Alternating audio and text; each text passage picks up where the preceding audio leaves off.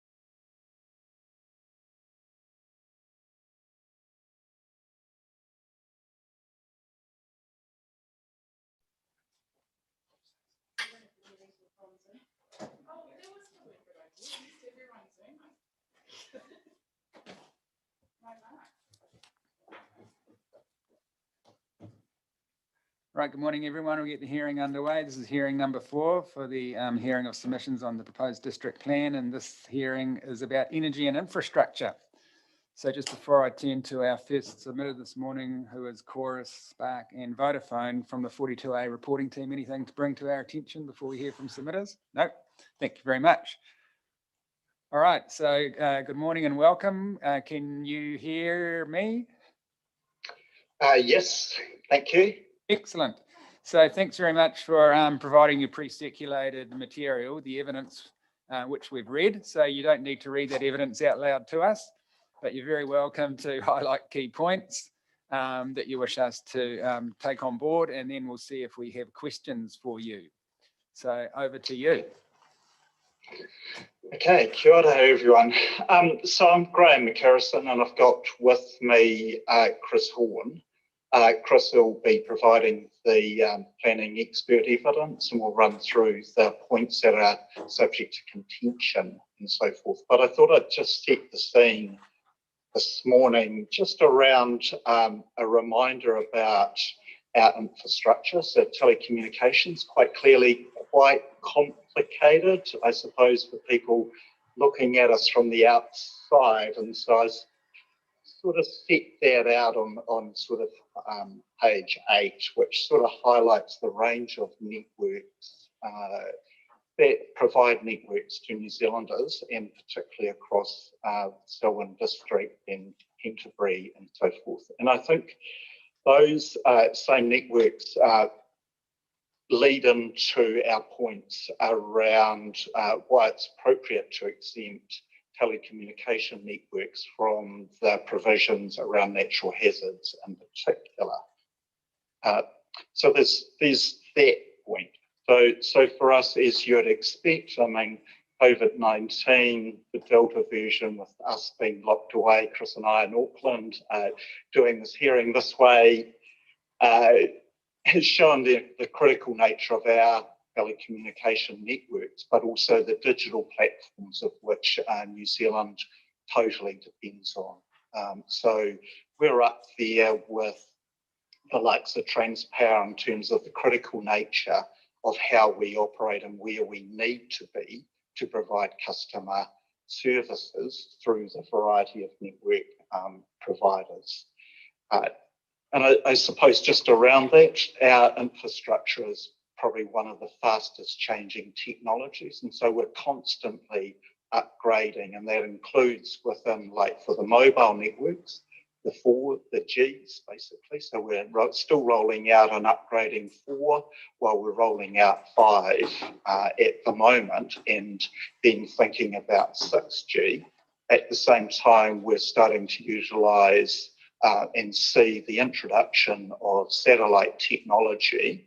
And then in the fibre space, we're bringing forward how the technology can provide a lot more data. So you've got plans around 1 gigabyte to 10 gigabyte for businesses per second being upgraded all the time. So that's that. And our technology, while people often think of it as urban, is as important to our rural communities. And Canterbury, we've rolled out some of the most innovative technology, working with Fed Farmers, Fonterra, and other organisations, plus ECAN around monitoring water and so forth. So it's got those environmental outcomes that we kind of look forward to using and will continue to use, particularly as digital in the new reform legislation becomes more and more critical around how we analyse and receive data through our digital technology and networks. So just on that, so it's a reminder that our networks are exempt through the NES for telecommunications for those regulated activities from natural hazards. But also, we're also widely regulated by MB, ComCom, Ministry for the Environment, and then Civil Defence Emergency Agency. and each of the lifeline organisations after events and in our planning for events going forward. So while New Zealand legislation, which ComCom looks after, so Commerce Commission looks after, provides for open access, and so that means to enable as many networks to operate in New Zealand so that the consumer gets the best deal. They also look at making sure that our service is actually able to be delivered over the network, so which kind of rolls back into having to design networks that actually meet our lifeline requirements under that legislation. So, and I've set out in my evidence around how the network operators design their networks, and it comes back to, if we've got good information, then our engineers, who are the likes of WSB and Oricon, key ones that often operate across the various networks, can provide certification for how the sites have been constructed. And you will have seen a site that we Spark constructed out at the Christchurch Airport. While this tower's about 20 metres, there's also about 18 metres of foundation underneath that. And so each site has a bespoke foundation and design to meet the hazard requirements. And just on a kind of little point that sort of we really just don't understand is the reflectivity requirement across the general rural zone, basically.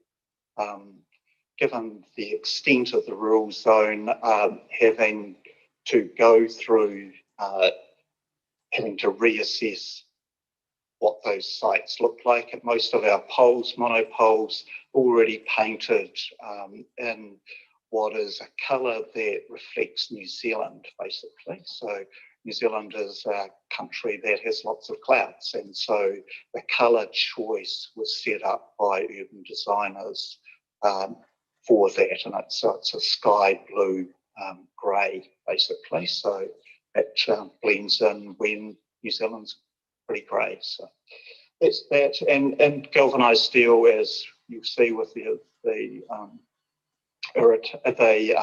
pivot irrigators and so forth, it fades with weather, so you don't get reflectivity of that. And at the end of the day, this is infrastructure. It's always going to be visible. We can't put it underground. So that's where that is. I'm going to hand it over to Chris to just run through those contested points, and then probably easiest to take questions afterwards, basically, from our point of view. But happy to answer anything, clarification at this stage. Well, now, if it's your preference to hear from Mr. Horn first before we ask questions, we're quite happy to do that. So we'll proceed in that manner.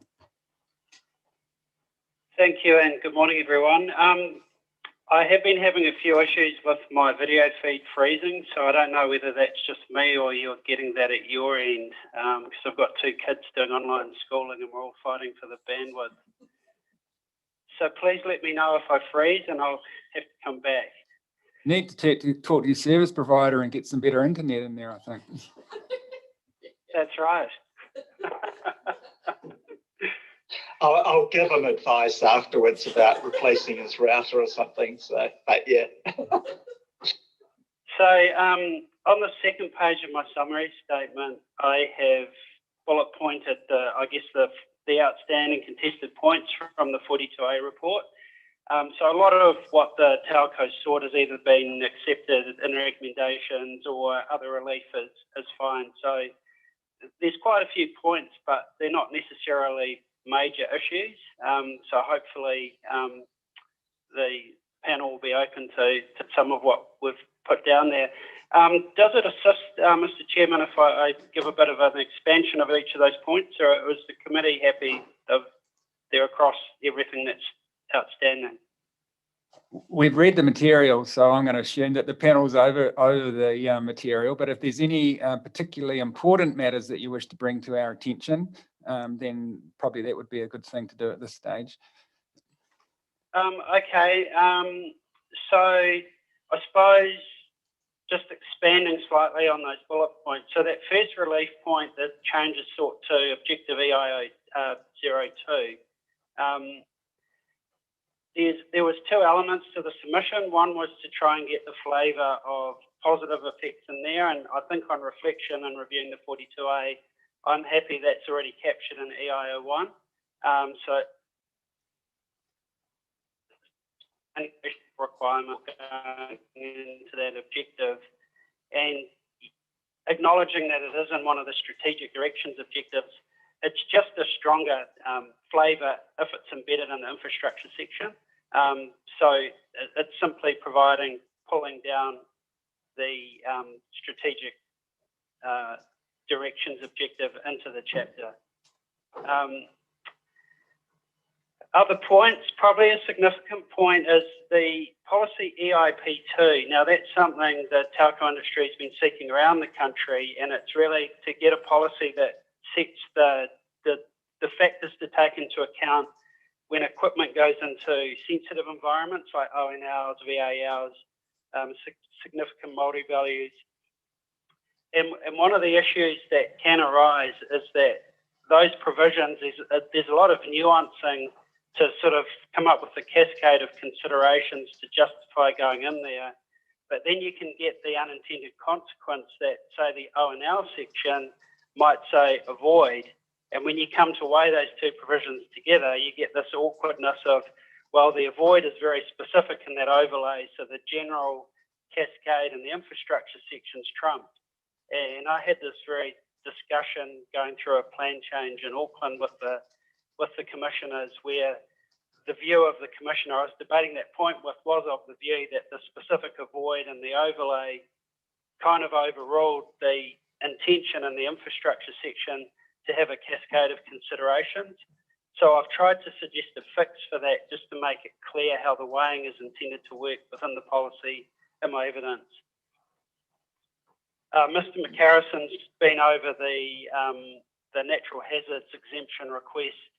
I did see the Q&A between the reporting officer and the commissioners, and it seems that there's support for exempting underground lines, and it was kind of unresolved on the rest of the infrastructure. But the telco industry would only be looking at poles, cabinets, lines, antennas. So it's fairly specific infrastructure where it's probably fairly well known how they may impact on natural hazards, and the industry's pretty experienced knowing how to deal with natural hazards on themselves.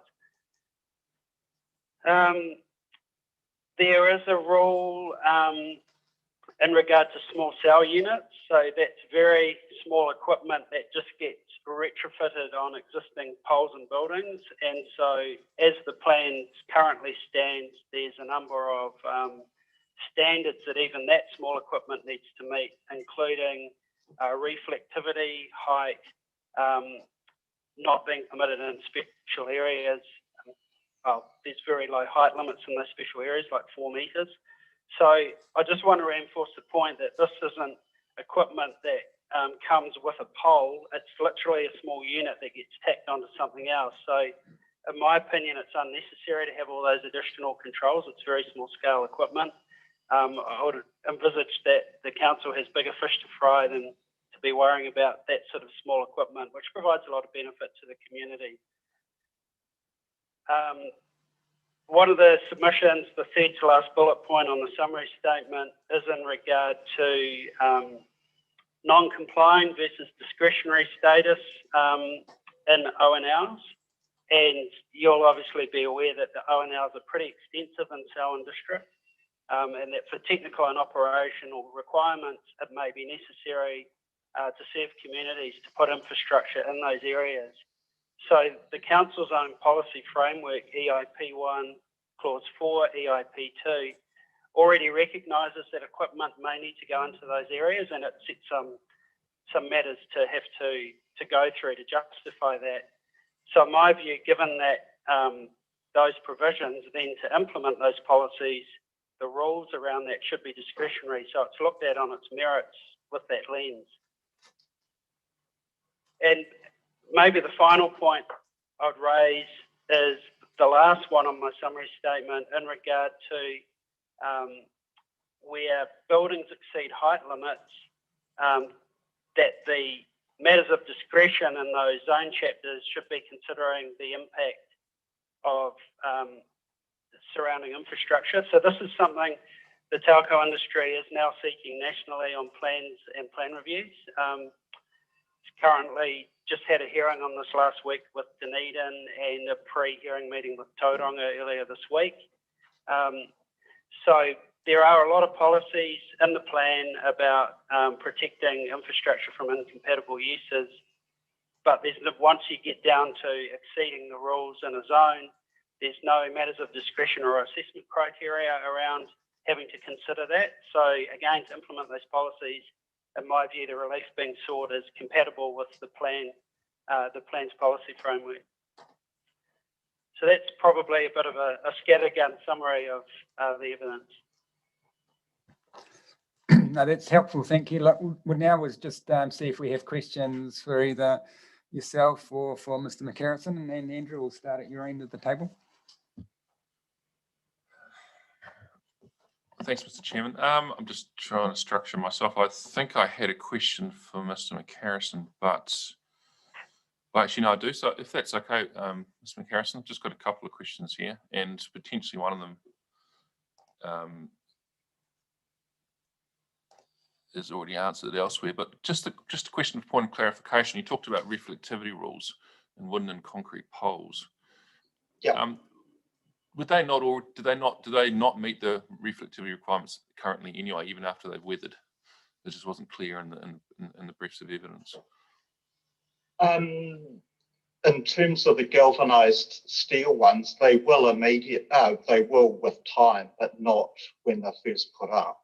And to be fair, we don't put up a lot, but for the taller poles, partly for structural reasons, then they're going to come with guide ropes, wires, particularly across the Canterbury Plains is what you typically see.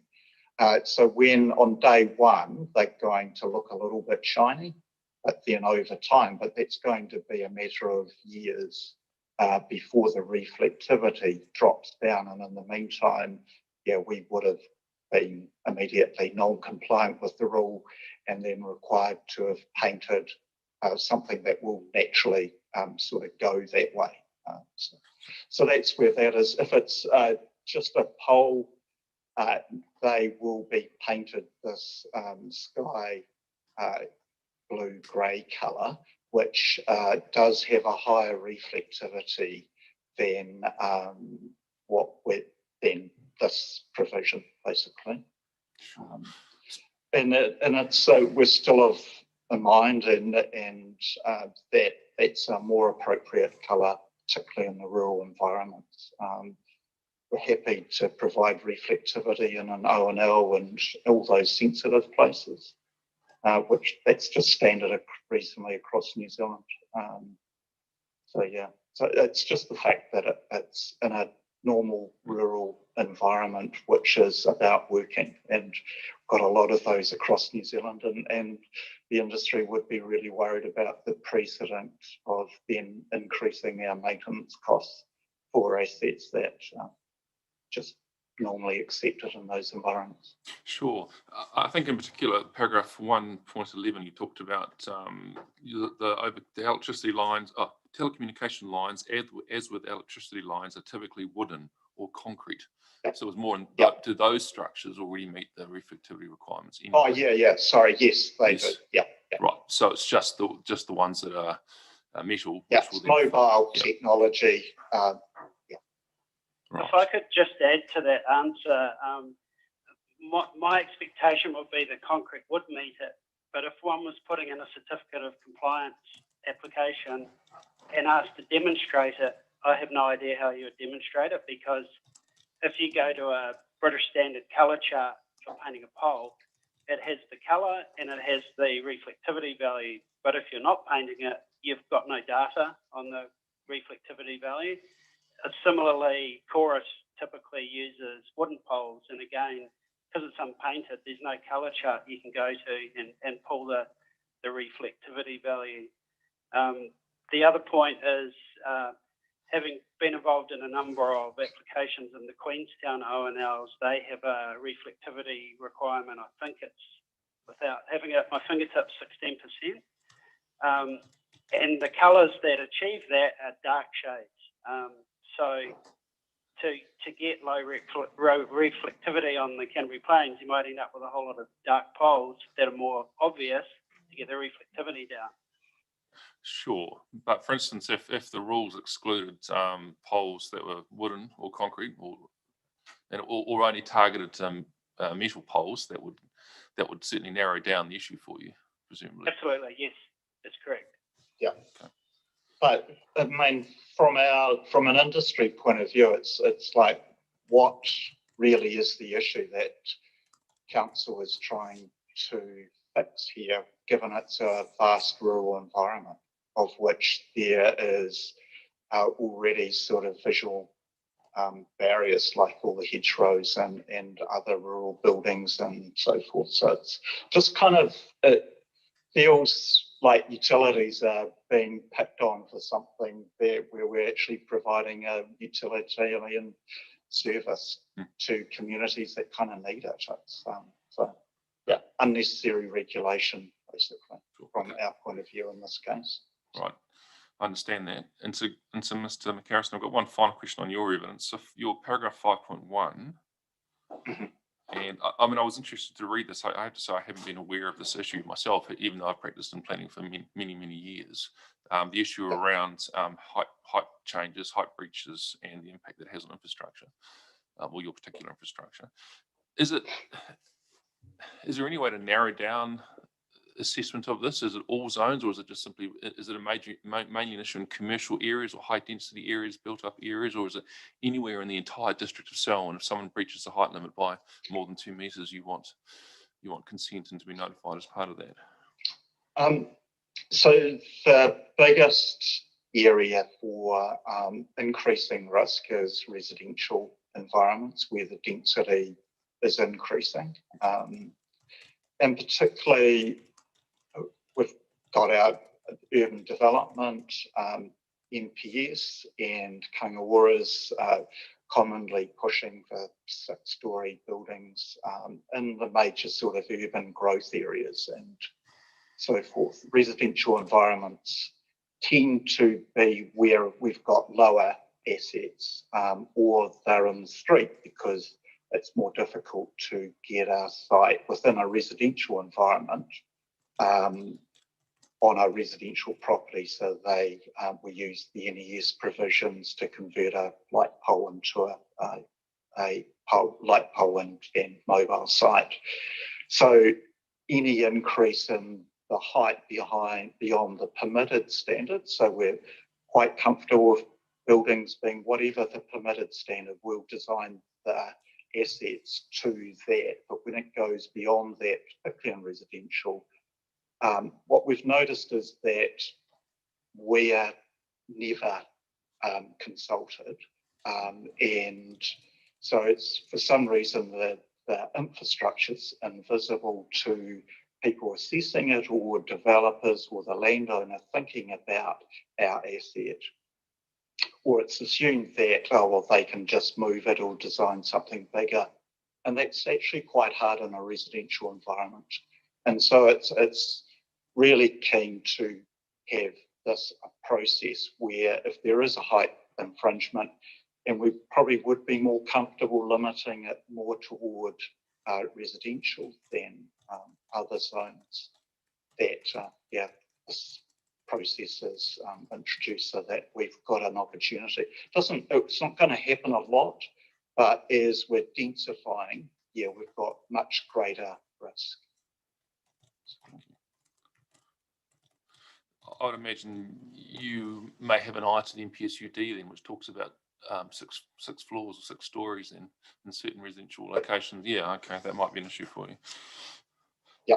So on those, we've started some conversations with Kangaroa, but also I had a conversation with some of the council's policy people about how we can get better involved in spatial planning, but also the communication processes when developers are putting forward large developments so that we can get a new site identified, of which then it can be for multiple providers to then design something that fits in with that proposed development. Or we've got forewarning and maybe be able to get some contribution from a developer to actually move it to a more appropriate location so that they can achieve the density that they kind of need, and we can have services ready for them when the houses are being built, basically. So. Okay. All right, thank you. So I've just got a couple of questions on Mr. Horn's evidence.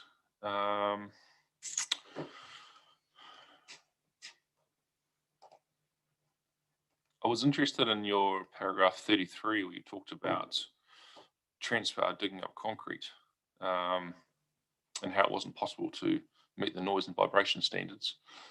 And I certainly sympathise with, I guess, network utilities and I guess requirements to meet these. But I also wonder when reading that, then is it not appropriate that there is some management around potentially hours of operation, for instance, for those activities if you are that close to houses? Oh, absolutely. So I think it's entirely appropriate that they're getting consent, and it's entirely appropriate that they'll have to have a noise and vibration management plan. I guess the only point was that the policy essentially said thou shalt meet the standard, and it's often not practical. So it's not that it shouldn't need a consent, it's that the policy framework should recognise that there may be appropriate instances where it can't be. So that's why it's trying to seek to require that to the extent it's practical. But certainly it still needs, in my opinion, approval if it exceeds it, and a proper noise and vibration management plan approach, and as necessary engagement and involvement of the affected parties. Sure. Okay, thank you for clarifying that. Just moving through. I was just wondering whether you had any thoughts. You looked at P4, which is policy P4, which is around managing adverse effects from construction operation of important infrastructure. And then P2, which is about minimising the effects of important infrastructure and whether or not you thought there was an opportunity to combine those two policies. You realise I'm putting you on the spot, but for instance, P2 could simply be a clause 7. Sorry, P4 could simply be clause 7 of P2. You are putting me on the spot slightly, but I'm certainly not wedded to the solution I've suggested. Anything that achieves an equivalent outcome would be absolutely fine. And Okay. From memory, P4, because it's an online plan, I kind of don't have everything at my fingertips, and I lose my video if I try and open it. It is giving those sort of circumstances where infrastructure may need to go into sensitive areas. I guess you could also have circumstances where it may need to create some construction nuisance. So I don't see any reason why there couldn't be some sort of combination in Sure. there. Okay, thank you.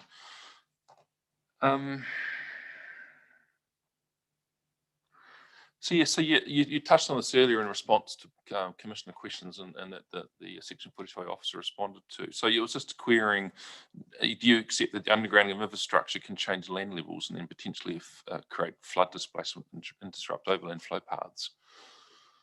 It came up in paragraph 38 of your evidence.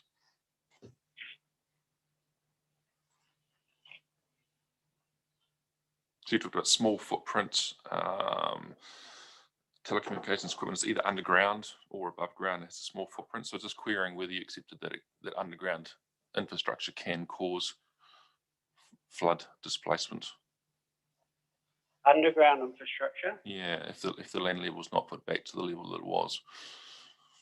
Oh, okay, I see what you mean. Yeah, I guess if you didn't reinstate the surface to an equivalent profile and that it did affect an overland flow path, then it could change it. I think that's a fair point.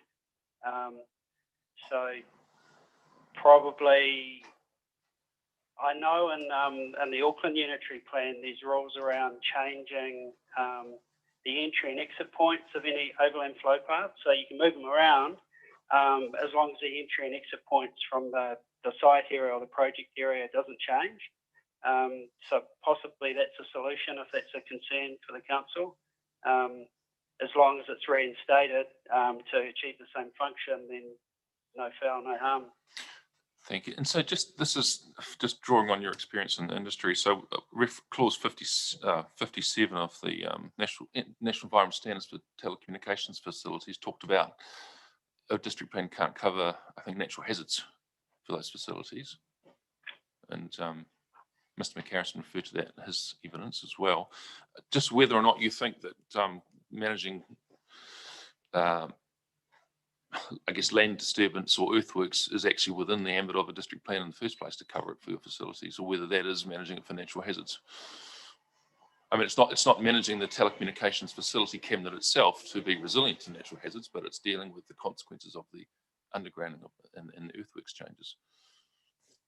Well, the NES deals with all the ancillary earthworks, so I guess for good or for bad, that's what it does.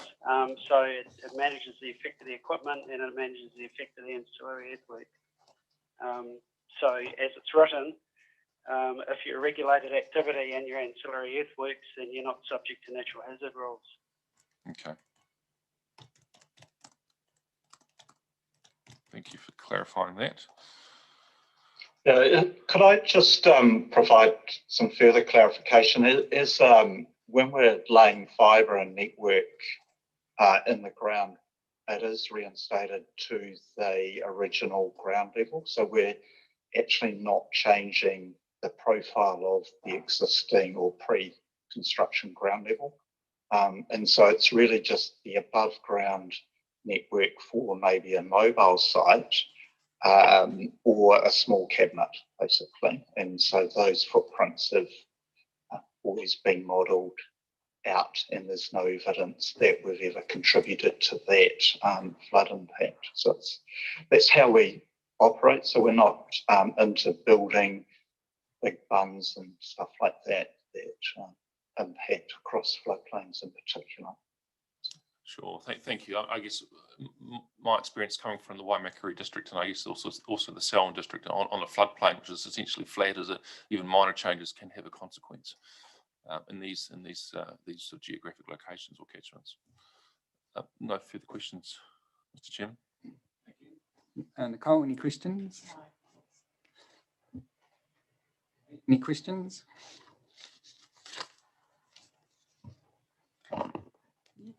Kia ora, good morning.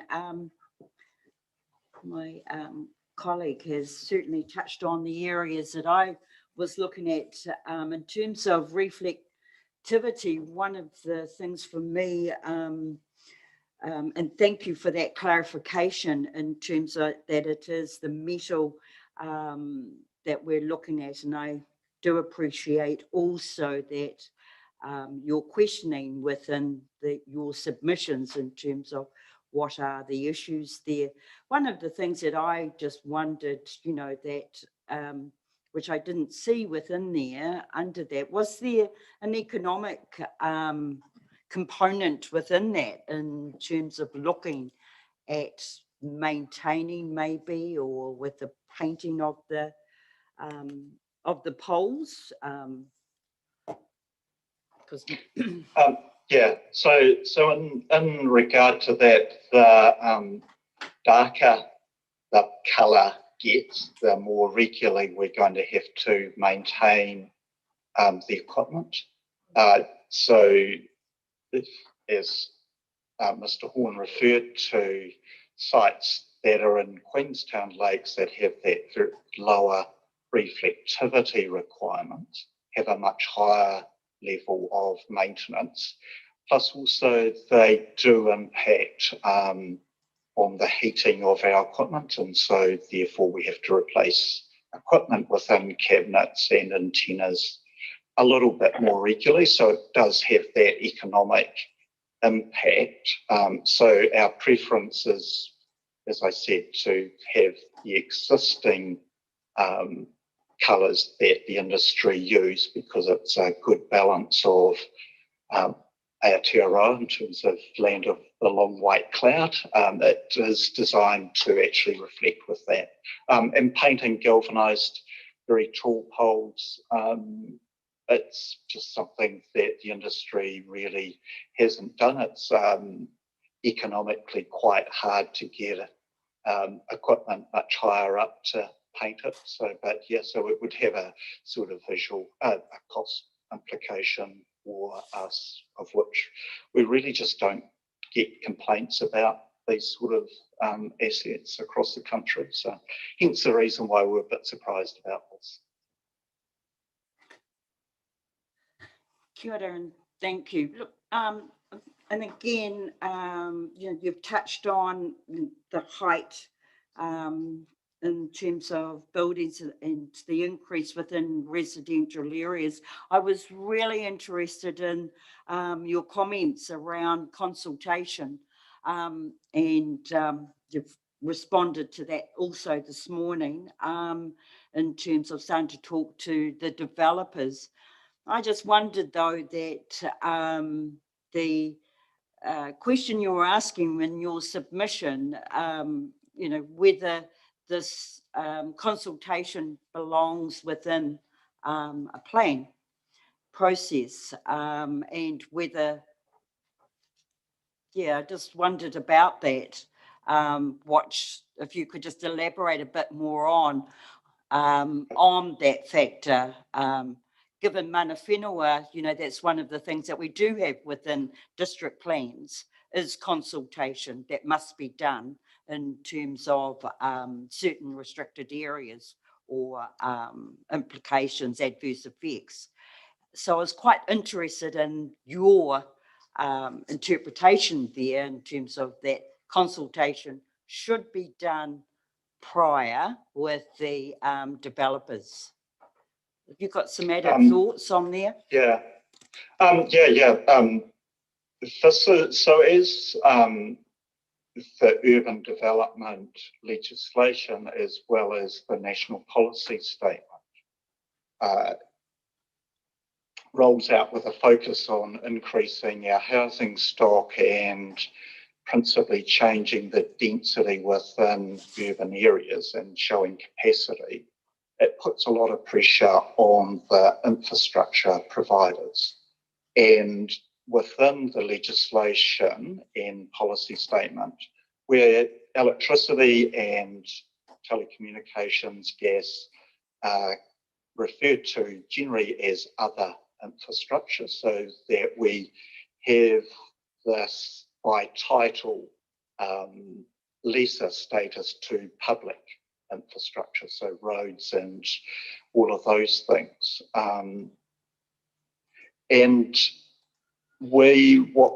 our experience around New Zealand is that no one comes and talks to us as part of the processes around spatial planning, around developments, so when councils are starting to have pre-apps, or even realising they've got developments that go over height and would impact on our infrastructure, but potentially electricity infrastructure. And so we get missed out, and then suddenly consents issued and a resource consent, building consents, and buildings start going up. And then the builders often go, hey, there's a mobile site right next to where we're building. This is unsafe.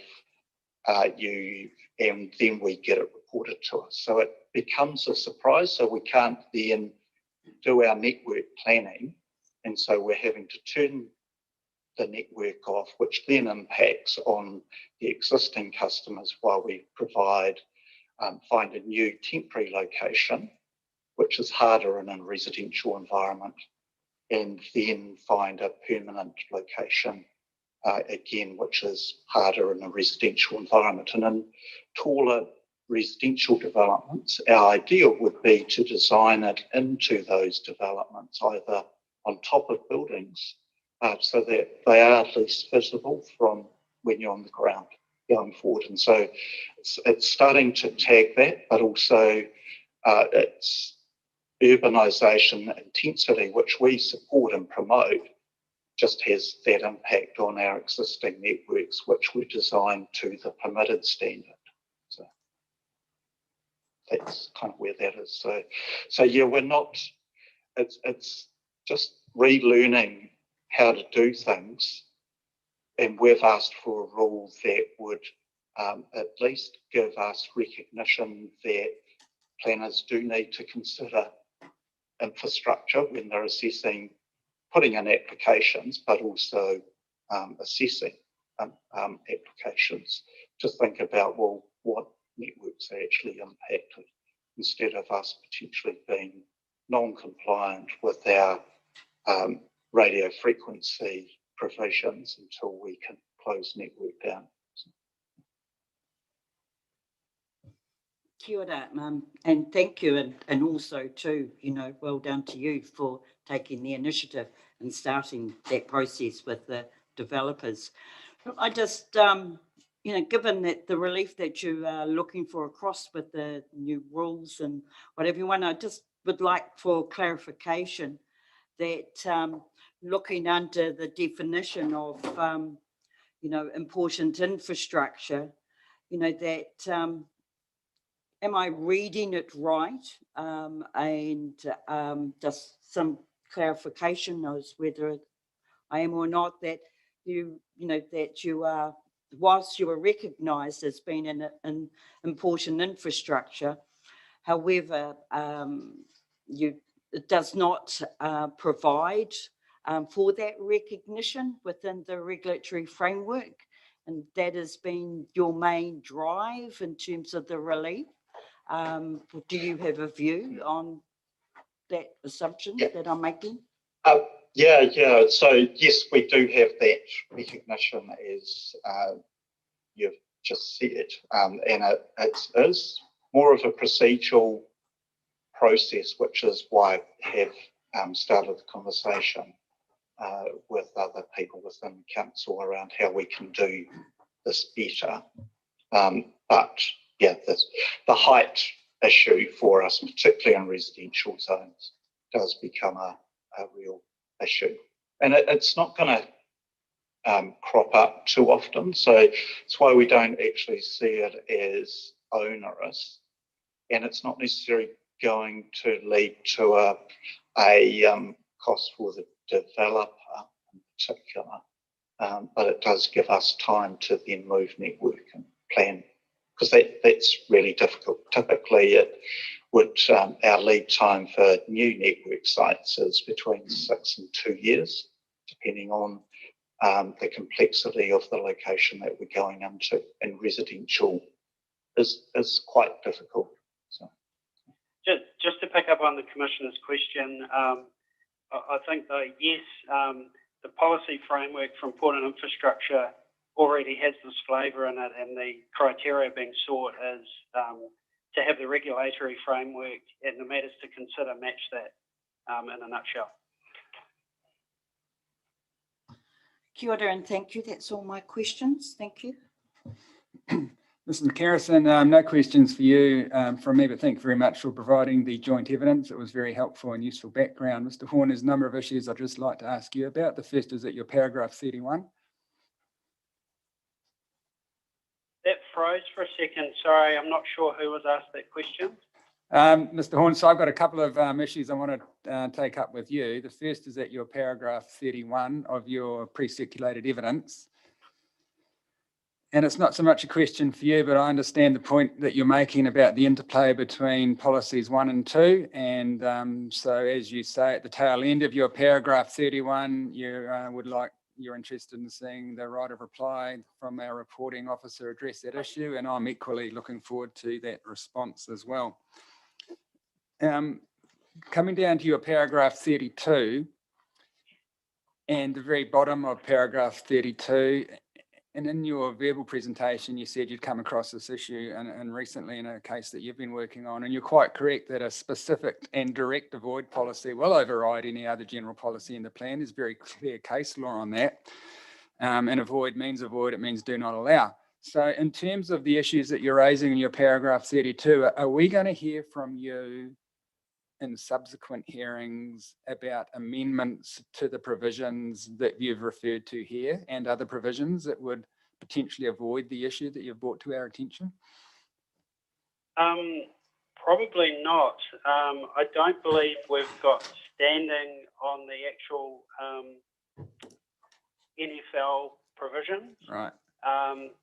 So we've tried to deal with that within the infrastructure chapter in terms of having P4 kind of self-explain how to weigh against those provisions, so that it kind of primes that avoid, and that other chapter doesn't necessarily override this one.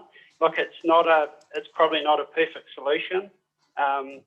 It would be heavily clunky to probably try and retrofit every other chapter with a statement on infrastructure on every avoidance policy. So yeah, I suppose pragmatically that's not where the submission went, but yeah, it would potentially resolve it in a different way. There's probably scope for it, but we hadn't intended on doing that in terms of another appearance.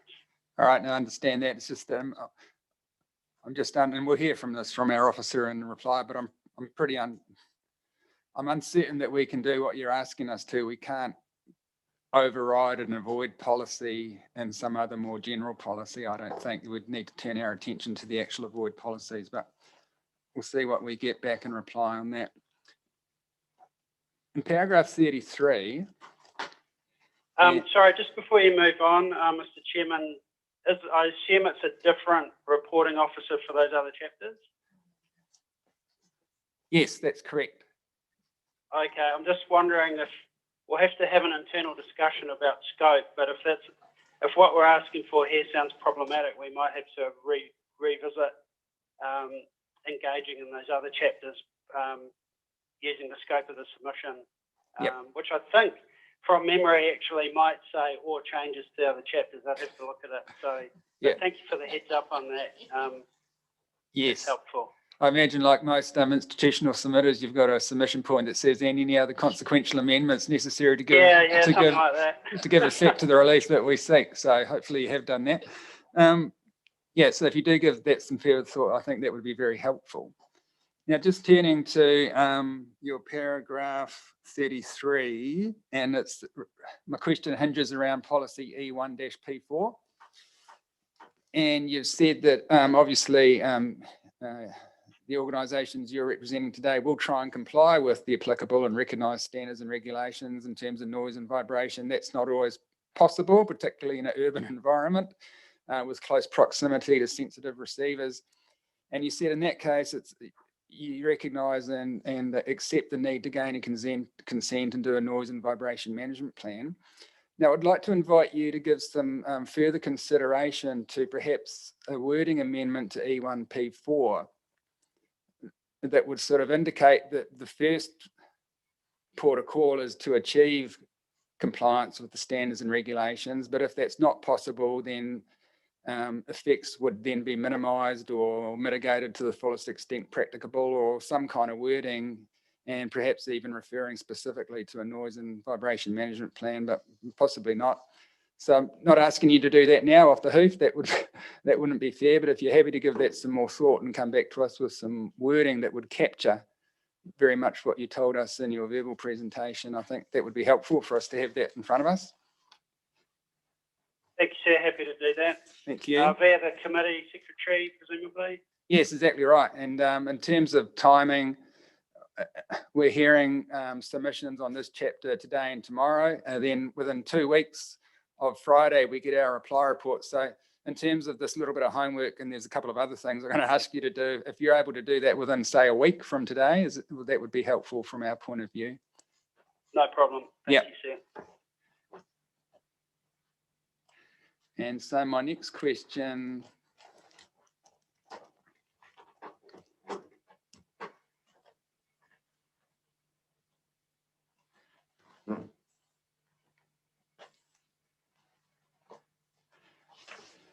just the issue you raise in your paragraph 60. 60. Yeah.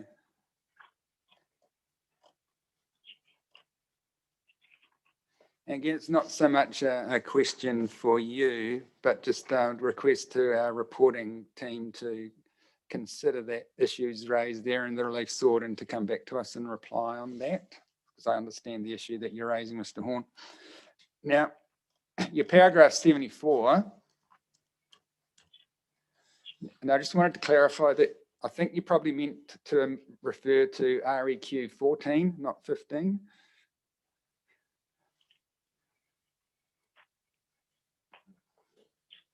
I suspect you're right. Let me just find that provision.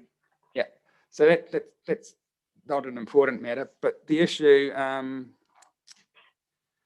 I understand the point you're making there, particularly in relation to the rural zone and this reflectivity requirements. I mean, the rural zone is full of shiny pivots and lots of other shiny things that are part and parcel of everyday agricultural land use. So I understand the point you're making there. And so again, just inviting our reporting team to come back to us and reply with some options, either exempting antennas and poles and things from this requirement or some other means of addressing the issue that's been raised. And sir, I can confirm that should be REQ 14 Yeah. in that paragraph. Yeah, great, thank you. And finally, Mr. Horn, your paragraph 83, the issue that you've been discussing with a couple of other commissioners, which is an interesting issue about buildings impeding the operation of Wi-Fi and stuff like that.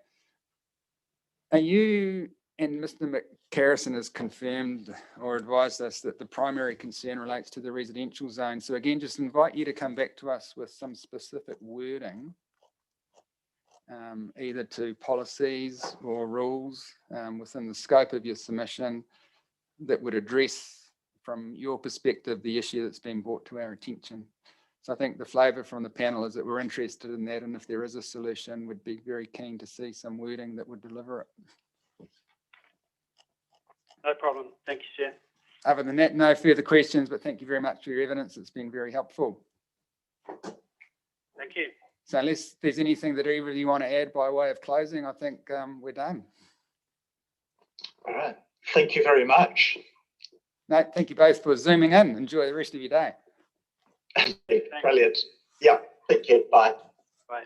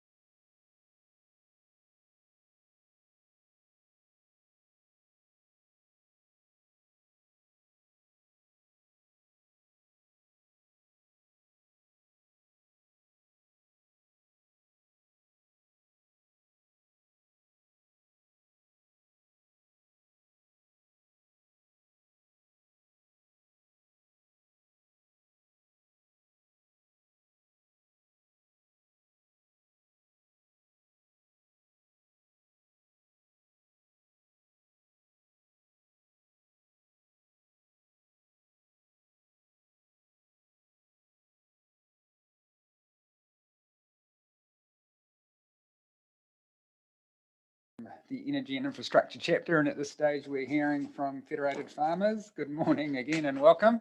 Can you hear me? Good morning. Yep. Thank you Can very you much. hear me? Yes, we can. Thank you very much. So we've read the pre-circulated evidence. Thank you very much for doing that. And as in previous hearings, you're very welcome to highlight key points, and then we'll see if we have any questions for you. Thank you. Tēnā koutou katoa, ko Alicia Young Ebert toku ingoa, no hingapoa oku tipuna, ke te noho awaki Prebleton. I'm Alicia Young Ebert, Senior Policy Advisor for Federated Farmers, and I thank you for the opportunity to present on the Federation's submission points for the Energy and Infrastructure chapter of the proposed Selwyn District Plan.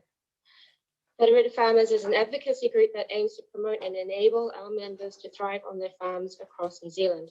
We have a strong membership base in Selwyn, and our members have a great interest in this PDP because it will inform and direct how they can use and develop their land for the next 10 years. My hearing statement responded to the recommendations the Section 242A reporter gave on our submission points for the Energy and Infrastructure chapter. I am open to discuss the content of my hearing statement, but I would like at this point to highlight our comments about the Council's proposal to introduce a new definition into the PDP, namely important infrastructure. The Federation had, alongside HORT and Z, opposed this definition because it draws together infrastructure that is nationally critical, regionally significant, and locally important into a single term. The Council applies this term in its strategic direction for infrastructure, which effectively says all infrastructure in this district, our local roads, will be protected, period. I find this proposal goes beyond what is required or directed under higher order documents. In the context of resource management law, the word protect is conferred only to matters we hold in the highest regard: our freshwater, outstanding natural landscapes, significant Indigenous biodiversity, and protected customary rights. To the best of my knowledge, infrastructure is not protected under the RMA, the National Policy Statement on Electricity Transmission, or the Canterbury Regional Policy Statement. Rather, these higher order documents affirm the benefits of infrastructure to our communities should be recognised, and district plans should enable their operation as much as it can. Even though the Council proposes to adopt an all-in-one definition for infrastructure, I find the rest of the plan does have dedicated rules for different types of infrastructure. As far as I can see, there is only one rule that applies to all important infrastructure, and that rule permits the operation of backup electricity generators and mobile equipment in certain circumstances, EI Rule 17. I do acknowledge the Council values the range of infrastructure services Selwyn residents can enjoy, and it wants to provide appropriate recognition for these services, including local services that make considerable contributions to the district. The Federation does support the Council's proposal to enable and support and to limit constraints on the operation and delivery of infrastructure throughout the district. But the proposed definition may create unintended consequences. For example, if you look at the chapter of natural hazards, there are very stringent policies and rules for where, how, and what you can develop in high hazard areas. I believe such provisions are aimed at services like the national grid, where if district-wide electricity was lost, it would be detrimental to the entire community. Understandably, some provision is made to allow suppliers like Transpower to undergo a stringent consent assessment to justify placing a transmission line in a high hazard area or in an outstanding natural landscape. However, this pathway can now extend to the aerodrome because it is also considered important infrastructure, along with Spark and the Defence Force. Naturally, the potential of this occurring seems highly unlikely. However, if the definition of important infrastructure includes these services, then the possibility is open. To me, the logical question is why invite this possibility at all? This possibility is not open to, say, the Kaikoura district, where the current plan change for the natural hazards chapter clearly limits the Council to assess applications for the installation of a transmission line from those defined as critical infrastructure. Similarly, the recently notified Waimakariri proposed district plan includes critical infrastructure, strategic infrastructure, and regionally significant infrastructure. Christchurch district plan does have a definition for utilities, but it is confined to core infrastructure, including electricity and telecommunication lines, water supply, and items under the Civil Aviation Act. As I said earlier, I do recognize the impact of this proposed definition is limited when you read the applicable rules. Where it does have a real impact is its use in the broad strategic objectives that incorporate language that may not be suitable for services that come within the proposed definition. I asked the panel to consider the proposed definition important infrastructure, particularly its place in SDIR 01 and EI 03. Namihi. Commissioners, your questions, please. Well, thank you very much. And that you were obviously reading from some speaking notes, which are different than your pre-circulated evidence. So if you could please send those into our hearing secretary. I mean, I guess I just tried to. No, it's not a criticism. It's just to just so we have that in front of us, because I think it'll be difficult for us to recall everything that you read out to us when we come to consider the provisions in several weeks' time. So yeah, if you could just send in your speaking notes, that would be great. Will do. Thank you. Just see if we have any questions for you. Any questions? Nicole? And Andrew? Yes, thank you. Thank you for your evidence. I'm just looking at paragraph 17, and you touched on this in your summary as well, a verbal summary. Again, it's about the what is important infrastructure and what's not. And you talked about in your verbal statement about in your summary statement around, I think, around pathways across the plan are provided for important infrastructure, and then there are consequences of that. I guess I'm just interested in, is there anything specific that would be of interest to Fed farmers as to why a broadened definition of important infrastructure is problematic for you, other than sort of theoretical or principled statements? Is there anything concrete that you can point us to? What I could see, and I guess that's sort of what I alluded to in the evidence, is that the rules themselves, we actually probably have very little concerns. I mean, from, I think we're more, we were definitely more concerned around the overarching approach or perspective around how the council wanted to recognize the importance, I don't know if it's a pun intended, of the infrastructure in the district.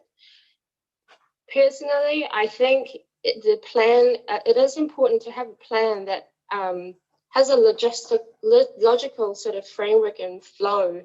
And I guess for me, like, the rules almost don't connect that well with the direction, because the rules are quite, they're actually pretty good. As I said, we didn't really have a lot of objections with the particulars of the rules. Probably, I think from memory, just some things to do with the distances, and also top of my head, possibly that, some of the permitted activities for increase of voltage, whether we would want that. I think it is important that the plan as a whole is a well-written plan. I guess it's a bit, to me, it's a legal document, and it has a lot of impact on the wider district. So I guess it is a policy principle for me that I feel the overarching some of the words are a little bit ambitious and probably overextends what was ever intended, even at the regional policy statement level. Sure. So I mean, so some of the important infrastructure, I think what you're telling me is you can appreciate there's some value in enabling those activities to continue and to operate. Are your members concerned about, so reverse sensitivity or other restrictions on their farming operations from, I guess, the wide interpretation of important infrastructure and all of the components that is part of that? Is that really where you're coming from? It's just that reverse sensitivity and then impacts on farming operations? Yes, I think that's probably on an operational level, probably one of the things that we did ask for changes to. I think going back to the hearing statement one, we did one of the statements, I think we did try to push for the inclusion of reverse sensitivity in one of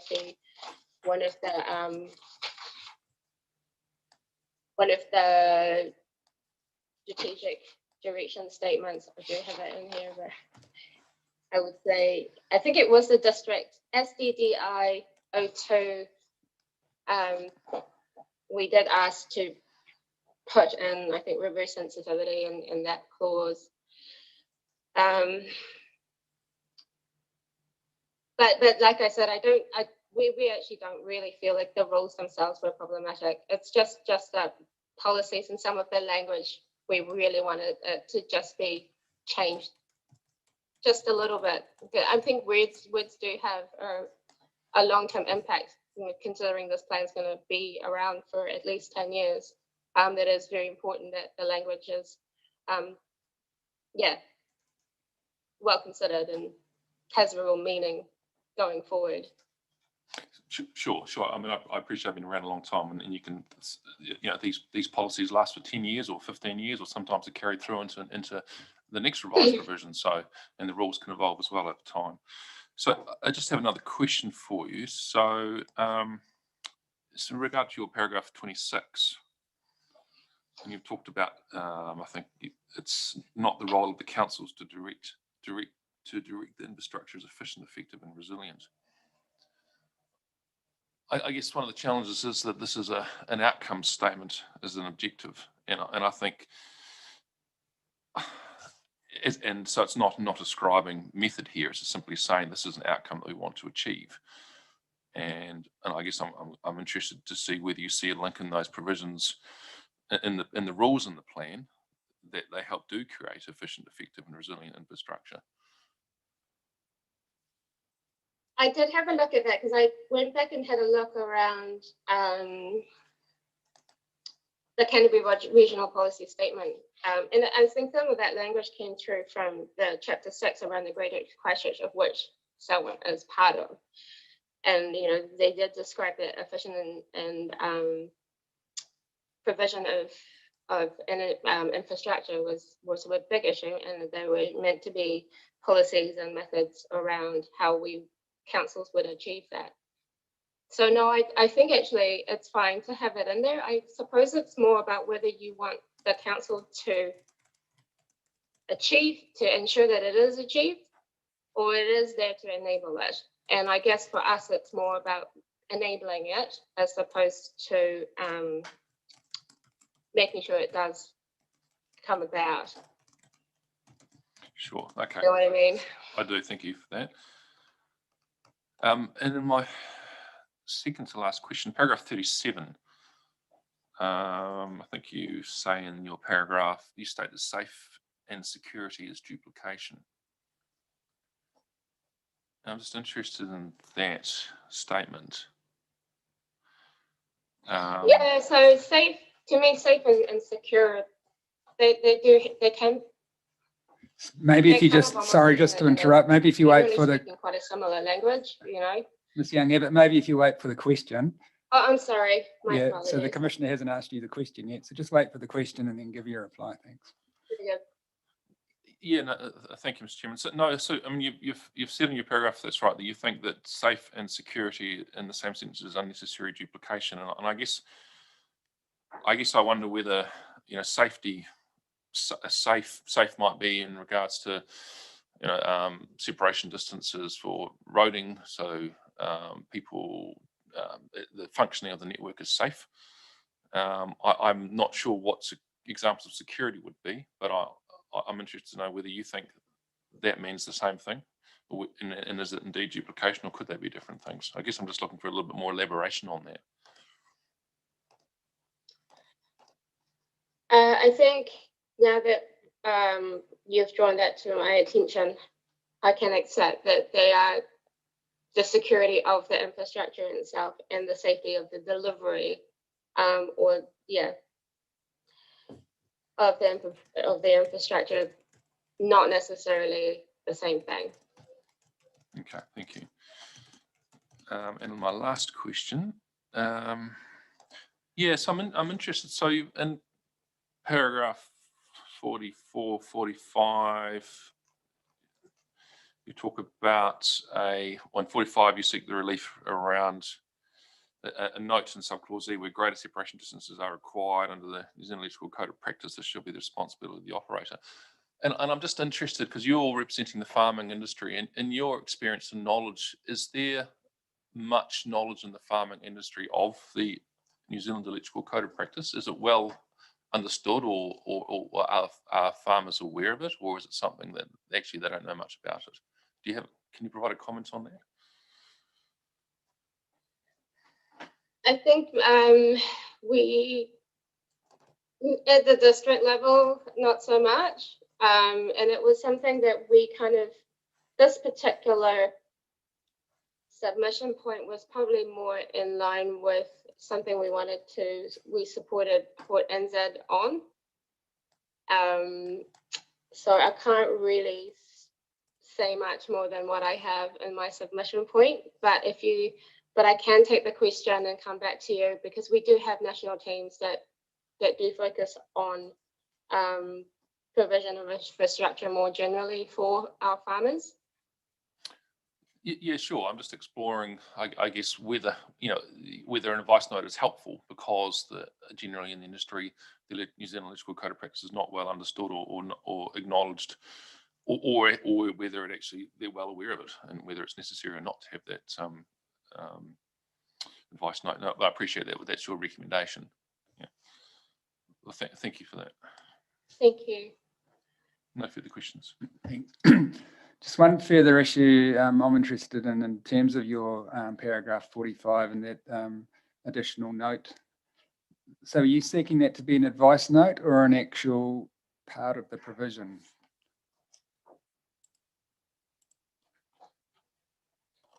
I'm sorry, I couldn't really hear that very well.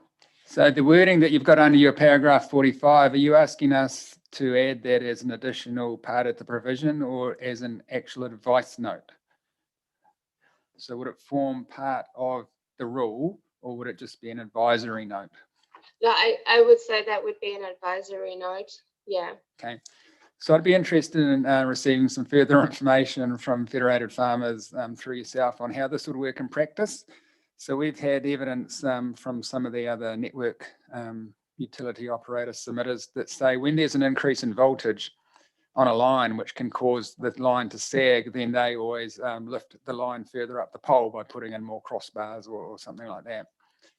Now, I understand an increase in voltage can also then relate to a larger separation distance on the ground in terms of horizontal distances, and that may impinge on a structure or a building that previously would have complied with the former low voltage separation distance. But the wording you're seeking there, this shall be the responsibility of the operator. So obviously it's easy for them to lift a line higher up their own pole. But if the increase in voltage then causes a greater separation distance horizontally on the ground, and that then affects an existing structure or building, how would that work in practice? Is what you're asking for here, I would interpret that as meaning that the network utility provider has to come in and move your building. Yeah, I agree. I think that is a very good point to raise, and to have that would have an impact on farmers, and they probably would like to be consulted on, if not at a controlled activity level, then restricted discretionary, where they get a chance to see the impact and possibly have some form of consultation or negotiation with the service provider around how that can be compromised between the need for the voltage to increase and therein the flow and effects on the operation of the farm, and then whether there could be even in practice some slight adjustments to the location of the buildings or where some stock may be grazed. Yeah, I don't think stock being grazed would be the problem. But so yeah, what I'd be interested to hear from you, if you can, is to provide us some practical examples of how this would work, how this advice note would work in practice on the ground. And, you know, if you've come across this in other parts of the country and there's been actual physical solutions developed, then be interested to hear about that. And if you can't do that, that's fine. And if you can, that would be helpful. Oh, I will follow that up. Right. Thanks very much, but no further questions from me. Thank you. Thank you, commissioners, for your time.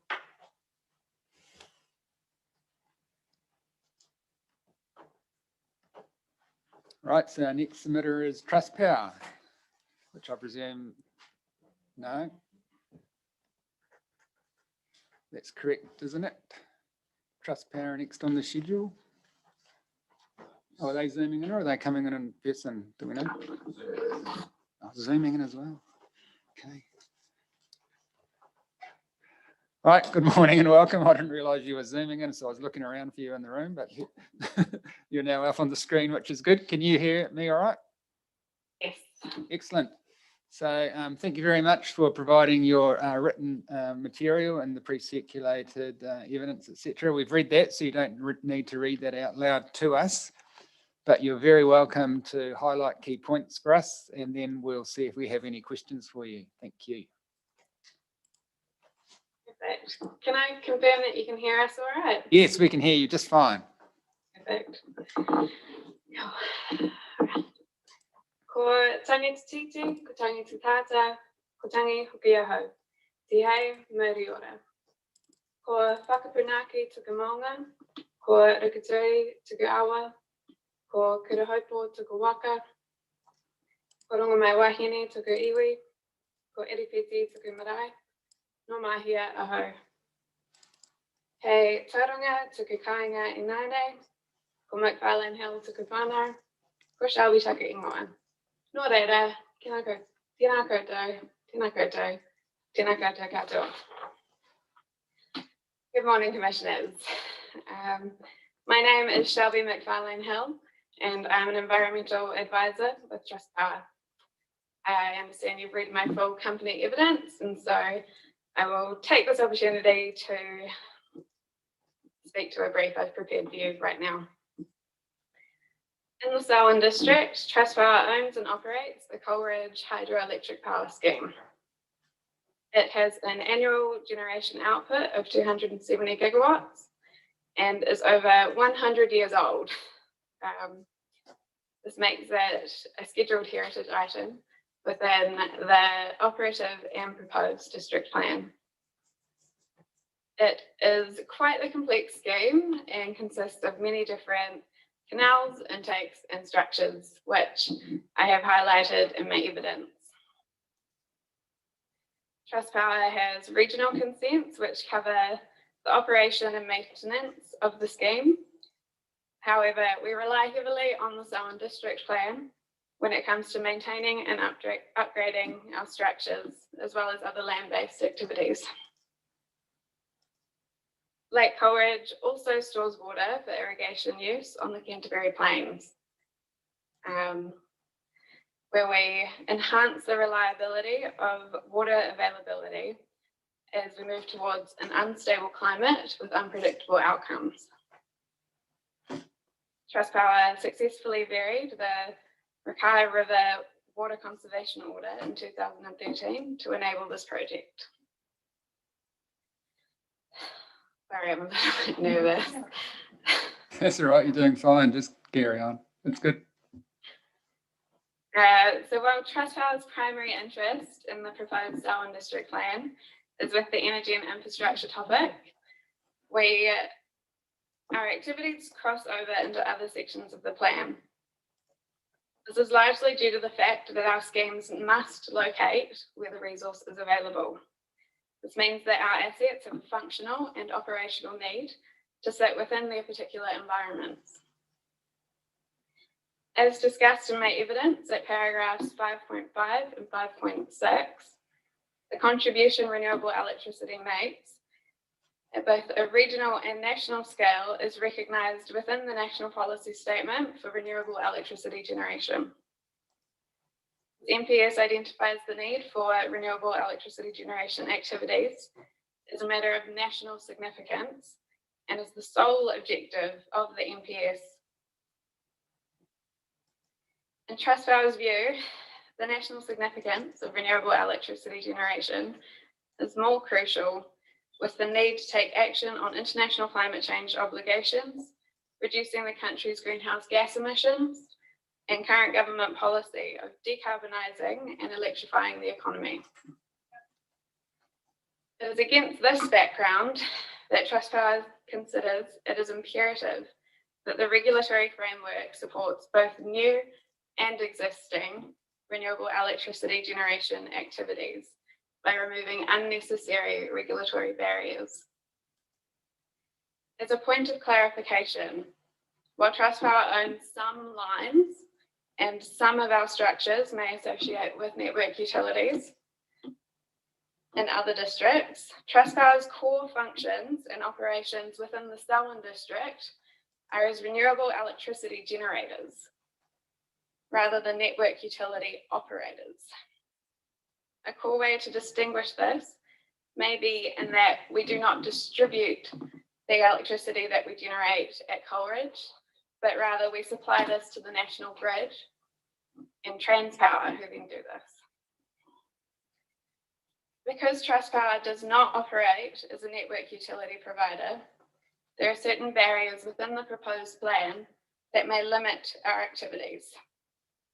For instance, the permitted activity status within the natural features and landscapes and ecosystems and Indigenous biodiversity chapters only apply to network utilities. So the permitted activity standard will not apply to us. And any of our works which fall under these chapters will then default to a non-complying activity status. Therefore, our submission has sought a number of amendments to address this and other key issues, which will be covered by our expert planning witness, Renee Calland. Thank you for your time this morning. Thank you. I'll see if we have any questions for you before we hear from Ms. Collin. Andrew, any questions? Not a question per se, but I just want to thank you for setting out Trustpower's assets in the district and for explaining to us why it's significant for you and for the district plan. So thank you for that. Thank you. Nicole? No. No questions from me either, but just to let you know, I've been a hearings commissioner on the ECAN land and water plan and also most of its variations, and so familiar with your scheme in Coleridge. We had a good look around it on the ground actually as part of some of our site visits, and yeah, it's an interesting historic building, the actual turbine hall. So yeah, thank you very much for your I believe our engineers refer to it as the jewel in Trustpower's crown. Yeah. So, Yeah. No, so but no questions from me. Thank you. thank you. And so Morena, my name's Renee Calland. I'm a principal planner with Tonkin and Taylor here in Tauranga. Thank you for the opportunity to appear before you today. I understand you've read my evidence that's circulated, and I'd just like to take this opportunity to highlight a few key points from that evidence, and of course then answer any questions that you may have. As Ms. McFarlane-Hill has advised, Trustpower is not classified as a network utility, and so you'll note throughout my evidence the insertion of the term renewable electricity generation activities and provisions that mention network utilities. I don't think I need to comment any further on that. It's relatively self-explanatory. You've also heard Ms. McFarlane-Hill comment on the functional and operational need for the location of Trustpower's assets and the importance of enabling the ongoing operation, maintenance and upgrade in these locations. As hydroelectric power generators, these locations are in watercourses and specifically Lake Coleridge, the jewel in the crown. And that in itself can cause conflicting objectives and policies in the plan when considering other values such as visual and landscape amenity, significant natural areas, as well as cultural and historic heritage. And so I've suggested some amendments to help manage these conflicts, enabling rather than frustrating trust powers activities, while still giving regard to these other important values. And so here, I'd like to draw your attention to some of the provisions in my evidence. The first one being Objective EI, Objective 2, and that's in paragraph 10 of my evidence. And there we've put in some additional wording to recognise functional and operational constraints. Then look to strengthen the wording of Policy 1, Clause 3, to recognise and provide for important infrastructure rather than just acknowledging important infrastructure. And that's at paragraph 17 of my evidence.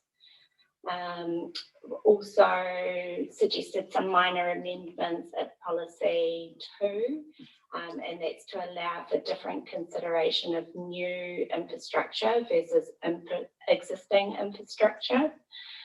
And then in requirement 5, we've looked at including activity statuses here for important infrastructure in outstanding natural landscapes and visual amenity landscapes, as well as in significant natural areas, rather than leaving that activity status to those chapters.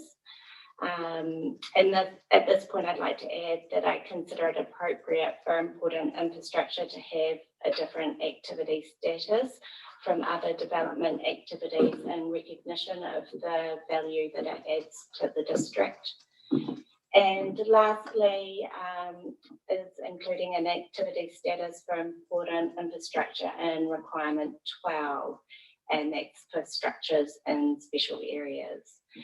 I consider that the inclusion of activity statuses for important infrastructure within the energy and infrastructure chapter gives effect to the objectives and policies that require recognition and provision of these activities. And so that's the end of my summary, and I'm happy to take any questions that you may have. Great, thank you very much for that. So Vet, we'll start at your end. Any questions? No, Nicole? No, thanks. Andrew? Yes, thank you. Thank you for your evidence. I've just got a few points of clarification.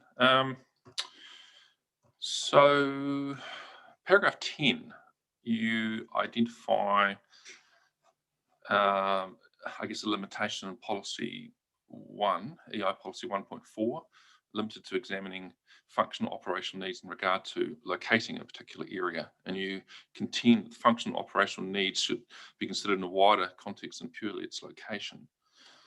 Can you give me some examples of what of why it needs to be wider than simply location? I didn't see any in there or in that paragraph.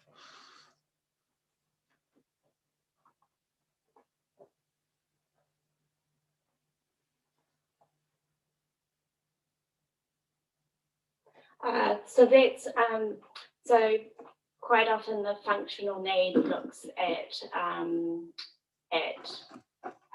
as purely around having to locate in an area, and there's been quite a bit of discussion around functional needs, specifically in relation to the NPS for freshwater and the NES as well. And so that's being highly contested at the moment, and it's important to also take into account operational constraints and not just limit them to functional and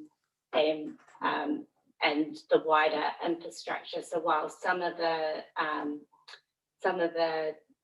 assets may need to be located in a specific location, there's also the operational needs that are associated with those. Right, so that might be, it's not necessarily, it may well be, it's located in an area of visual significant landscape or amenity landscape, but also there are, not just about location, there are other operational crimes like noise or operating hours or signage or something else that's also required. Yeah, Okay. yeah, and the additional infrastructure apart from just that, the power station, for example. And it may be, you know, fencing and safety and all those sort of things that come in as the operation of those features. Okay. So I'm interested, and I've just looked at this just now. So you've identified, I guess, the limitation policy EIP 1.4, and then in paragraph 17, you proposed changes to policy EI 1.4, but it doesn't look like you've sought to rectify the limitation that you've identified. Sorry, could you please repeat that? So it looks like you have identified that it's more than just simply a locational issue for functional operational needs in paragraph 10, and you've referenced that against policy EI 1.4. So if EI 1.4 is limited to examining functional operational needs in regard to locating a particular area, and I would contend that functional operational needs should be considered in a wider context. And therefore, you've requested an amendment to the objective O2, and I understand why you've done that. But I'm curious as to why you didn't then seek to amend the policy 1.4. And I noted that in your paragraph 17, you seek changes to 1.4, but you haven't sought to address the issue that you raised in relation to it being simply related to locational, operational and functional needs to locate a particular area. You have added historic heritage, or is that the officer? I believe that that I just need to check what the policy says, but I'm thinking that it already does have operational and functional need in that policy. Right. 1.4.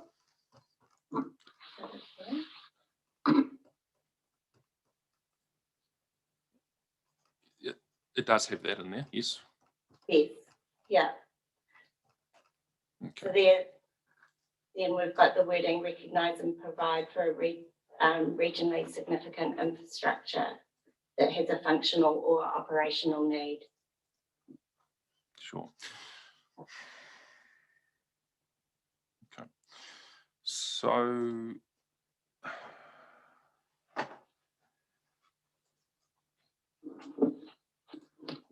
just can you clarify for me, is Trustpower a lifeline utility? I'm wondering if the numberings come through. Looks like it's number 1 point. It's come through as number 3 in those bullets. That in my evidence, it may have auto-corrected the numbering. It looks like. Yes, I can see that there's some numbering issues there. Sure. Yes, yeah. So number 3 in my evidence there should be number 4. Okay. Thank you. And then that's the wording that links back to paragraph 10 in my evidence. Sure. So I'm just interested, can you clarify whether Trustpower is a lifeline utility? No, they're not. It's not. Okay. Oh, sorry, lifeline utility. Yes. Trustpower is a lifeline utility. Okay. Yeah. Yes, so they are, but they're not a network utility. Sure. So paragraph 17, you've recommended some changes to clause and to policy P1 and clause 2, providing for the function and responsibilities of network utilities and renewable electricity generation as lifeline utilities. And I'm just wondering whether it would be simpler just to say providing for functions and responsibilities of lifeline utilities during an emergency. Yeah, that would work as well. Yeah. Okay, thank you.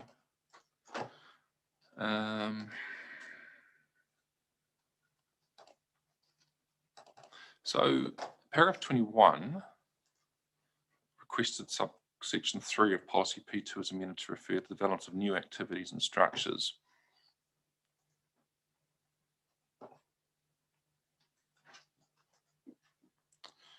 And I was wondering whether you think that should also apply to upgrades. If you asked for new activities and structures, in your mind, would that include an upgrade or not include an upgrade?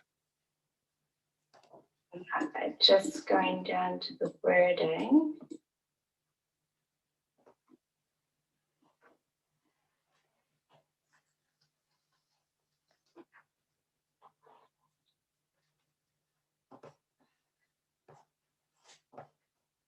So in this one, no, wanted to keep that as new development, new activities and structures, recognising that the existing structures are already located within those features, whether it be an outstanding landscape or the visual amenity landscape.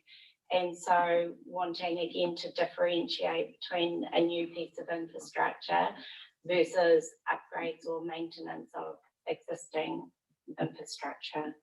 Sure, thank you. I mean, I raise it because I note in the officer's report they've talked about P2 being around new developments and P1 being about existing.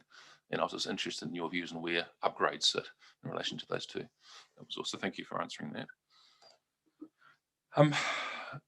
My next question is in relation to your paragraph 22.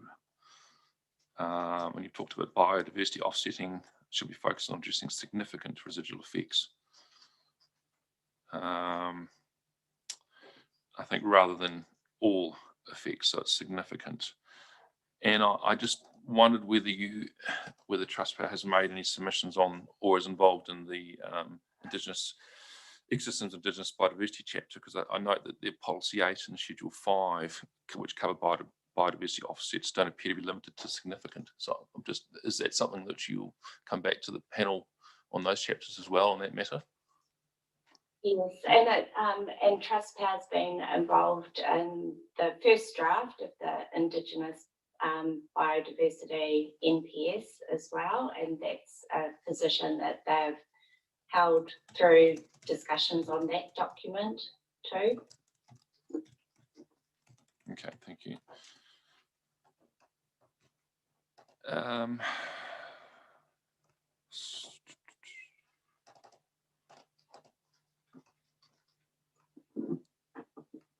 In paragraph 24, you query the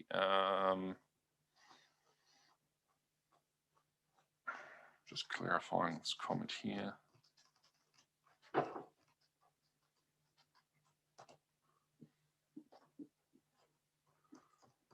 Just bear with me, just trying to find where this comment sits. I think you referred to paragraph 24, you're referring to subsection 6 of policy P2, which is around substantial upgrade of important infrastructure and renewable electricity generation as an opportunity to reduce existing adverse effects. And I understand what you're saying there. My question is, in the course of upgrading of assets, has Trustpower, I mean, have you around nationally, have you improved your assets so that they reduce adverse effects in the course of upgrading elsewhere in the country? Or is it something which you don't typically do? Or do you attempt to do, but only where it's, well, I guess, practicable? Yes. We try to increase our infrastructure, upgrade our infrastructure to provide for fish passage where possible or where required. And any upgrades that we do to our infrastructure, we're not looking to go backwards, essentially. Yeah. Okay, so you try and improve it where it's possible. So I'm wondering whether maybe that policy could be softened a bit to be an encouraged policy. So encourage the reduction of adverse effects as part of substantial upgrades, whether that would be more acceptable to you. Yes, I think that would be more palatable. Yes, I agree. Okay, thank you. And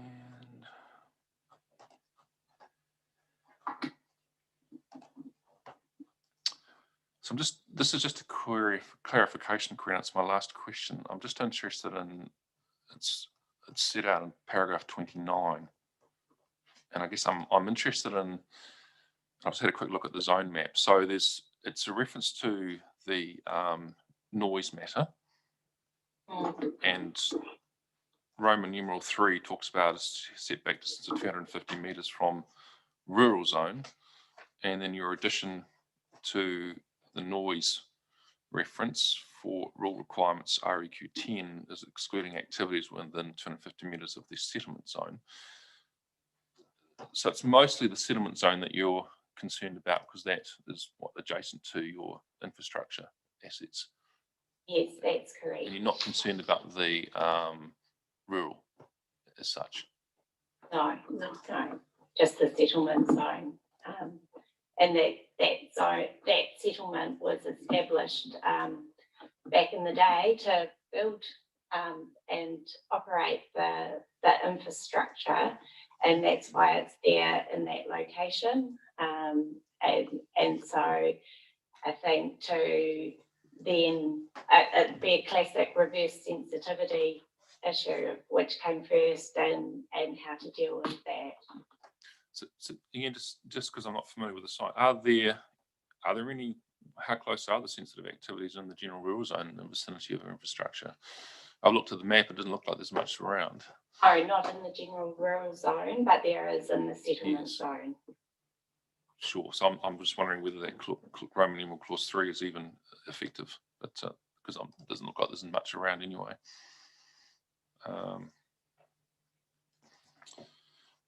I have no further questions. Thank you. So Ms. Cullen, there's just a couple of issues I wanted to raise with you and anyone else in your team who can usefully contribute. Just turning to first of all, your paragraph 14. And understand the issue you raised there that Trustpower doesn't meet the definition of a network utility operator, and it's not an electricity operator in terms of Section 2 of the Electricity Act.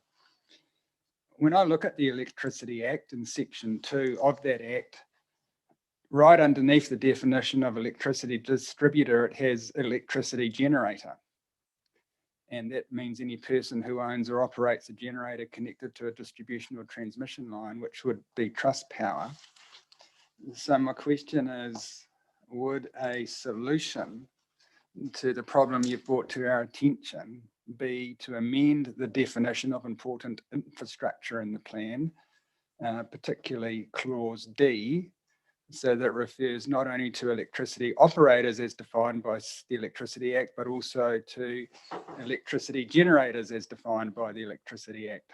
And then that would bring you within the gambit of all of those provisions.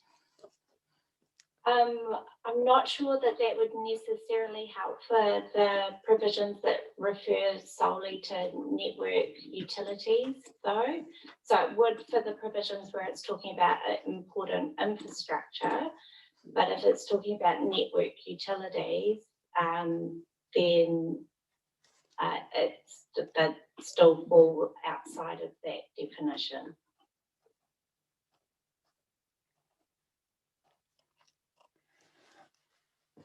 So which provisions in particular would that raise a concern for you then, where it's a provision explicit to a network utility operator as opposed to important infrastructure? There was, if I just go through.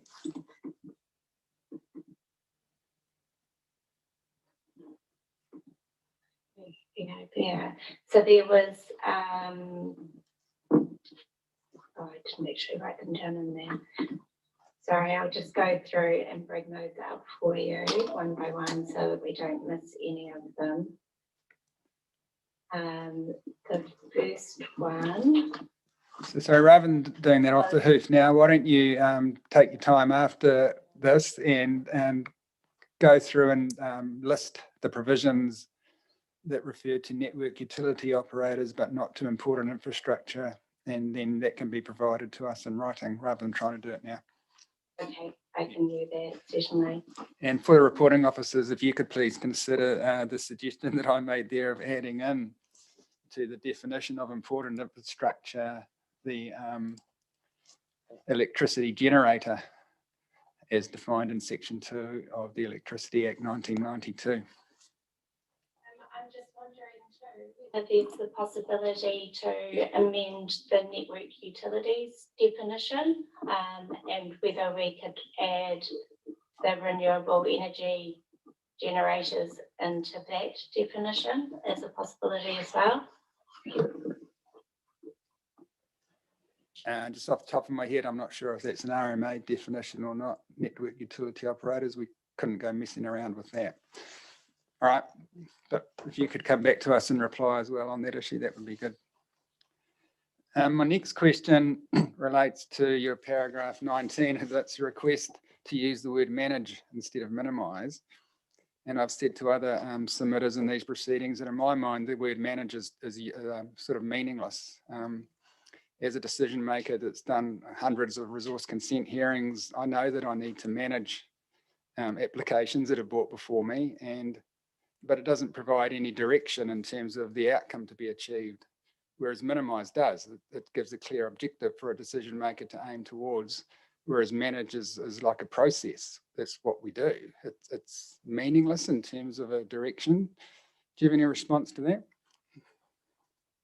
No, I think that it's not necessarily meaningless as such. If you're managing effects, it means that you are giving consideration to them and making sure they're dealt with appropriately, whether that is to minimise or not. There may be instances where it's not possible to minimise the impact, but they can be managed. And I'm thinking about perhaps, I'm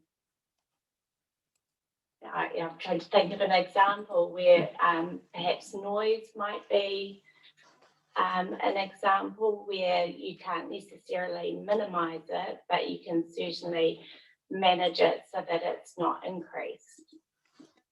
Why do you say that you can't minimise noise?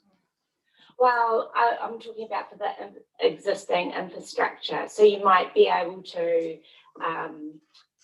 put in some additional insulation or so forth to reduce the noise, or put in noise fencing, that sort of thing. But the actual end result of minimising it may not be achievable in a cost-effective way, but you could be managing the noise that's generated through making sure you're doing your operational maintenance on a regular basis so that things aren't getting out of kilter and generating more noise and that sort of thing. So what you've just described to me sounds very much like managing or minimising to the extent that's reasonably practicable. That's simply what you've just described to me. That's if you were putting in additional measures, such as the noise fence or insulation. But if you're just managing your operations and your maintenance, that's not necessarily minimising the noise level that's being generating, but it's stopping it from escalating. Yeah, which is why I deliberately use the words minimising to the extent reasonably practicable. Sorry, could you repeat that? That's why I specifically use the words minimising to the extent reasonably practicable. Yeah. Which might in turn depend on how the word minimise is defined in the plan. But yeah, and because quite often minimise can be taken to being to the smallest amount practicable, or to the smallest amount possible, not necessarily practicable. Mm-hmm. Yeah. All right, thank you for that. Just to the 42A reporting team, the issues raised at paras 20 and 21, I'll just be interested in your view on this in reply. To my mind, and it's the interplay between existing and new infrastructure. In my mind, the development in my mind is new infrastructure, whereas upgrading or maintenance applies to existing infrastructure. So in my mind, the word development captures new infrastructure. And so I'd be interested to know whether or not that's the reporting officer's view or not. And where this question leads to is whether or not we need to have the words new infrastructure in the provisions, or whether development already encompasses that. And my last question, your paragraph 29 and your suggested new clause 3. any signage necessary for the safe and efficient operation of renewable electricity. Having visited a number of hydro generation schemes, not only in this region, but all around New Zealand, I was wondering if that provision might be better to read any signage necessary to ensure public safety.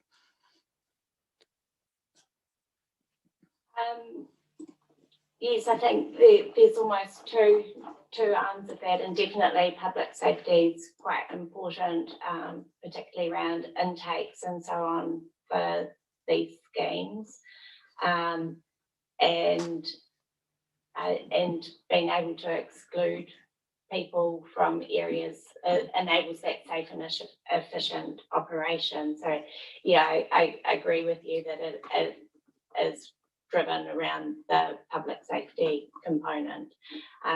There is also operational safety as well. So the safety of the workers on site and making sure that that there's adequate signage to protect their safety as well. So more than just looking at public safety. Okay. All right, thank you very much for that. And no further questions from me. Thanks very much for presenting the material that you have and for answering our questions. Thank you. Thanks. All right, we're now adjourned until 1 o'clock. Thank you.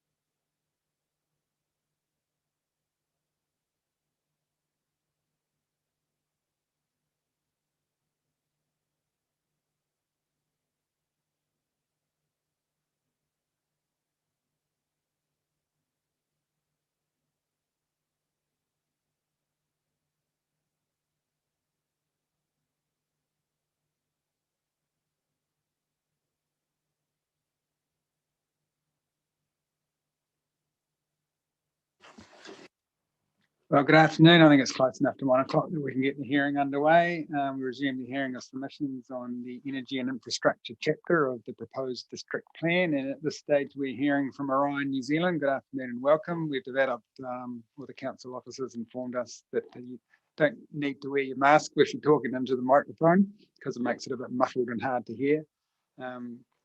So thank you very much for pre-circulating the legal submissions and the evidence, which we've read. So as with previous hearings, you don't need to read that out loud to us, but you're very welcome to highlight any key points that you want to bring to our attention, and then we'll see if we have questions for you. So maybe if you'd like to introduce yourselves to us and then proceed with your case. Thank you. Thank you. My name is Jo Appleyard and I'm appearing for Orion today. I might just get my witnesses to introduce themselves. Just need to push the little button on the microphone. So when it glows red like this, it means it's working. Simon Richard Harris, I'm the economist. Gary Hayes, I'm the Procurement and Land Services Manager for Orion. Hi, and I'm Melanie Foote from Resource Management Group. Right, I wasn't going. Sorry, come back to that. Sorry, I wasn't going to take you through my legal submissions, just to make a few comments, and in particular some comments around some submissions that are to be presented by other parties. I'll just make an observation. We've seen this morning some questions that the panel had posed to Ms. Barker and her responses, and that process of those questions being asked and answered is very helpful to submitters because it gives us some sort of clue as to the matters in which the panel is interested. So I am assuming they are matters that the panel might want some particular comment on, and I just wanted to indicate that is very helpful, certainly in focusing where we're coming from. So with that in mind, in relation to Orion, I wasn't going to read my legal submissions, but I did note that one specific question that the panel has posed to Ms. Barker was in relation to paragraph 27.5 of her report. And the question was asked, would a landowner be expected to be aware of NZCEP and be familiar with its requirements? And if not, is there value in having a district plan rule as well?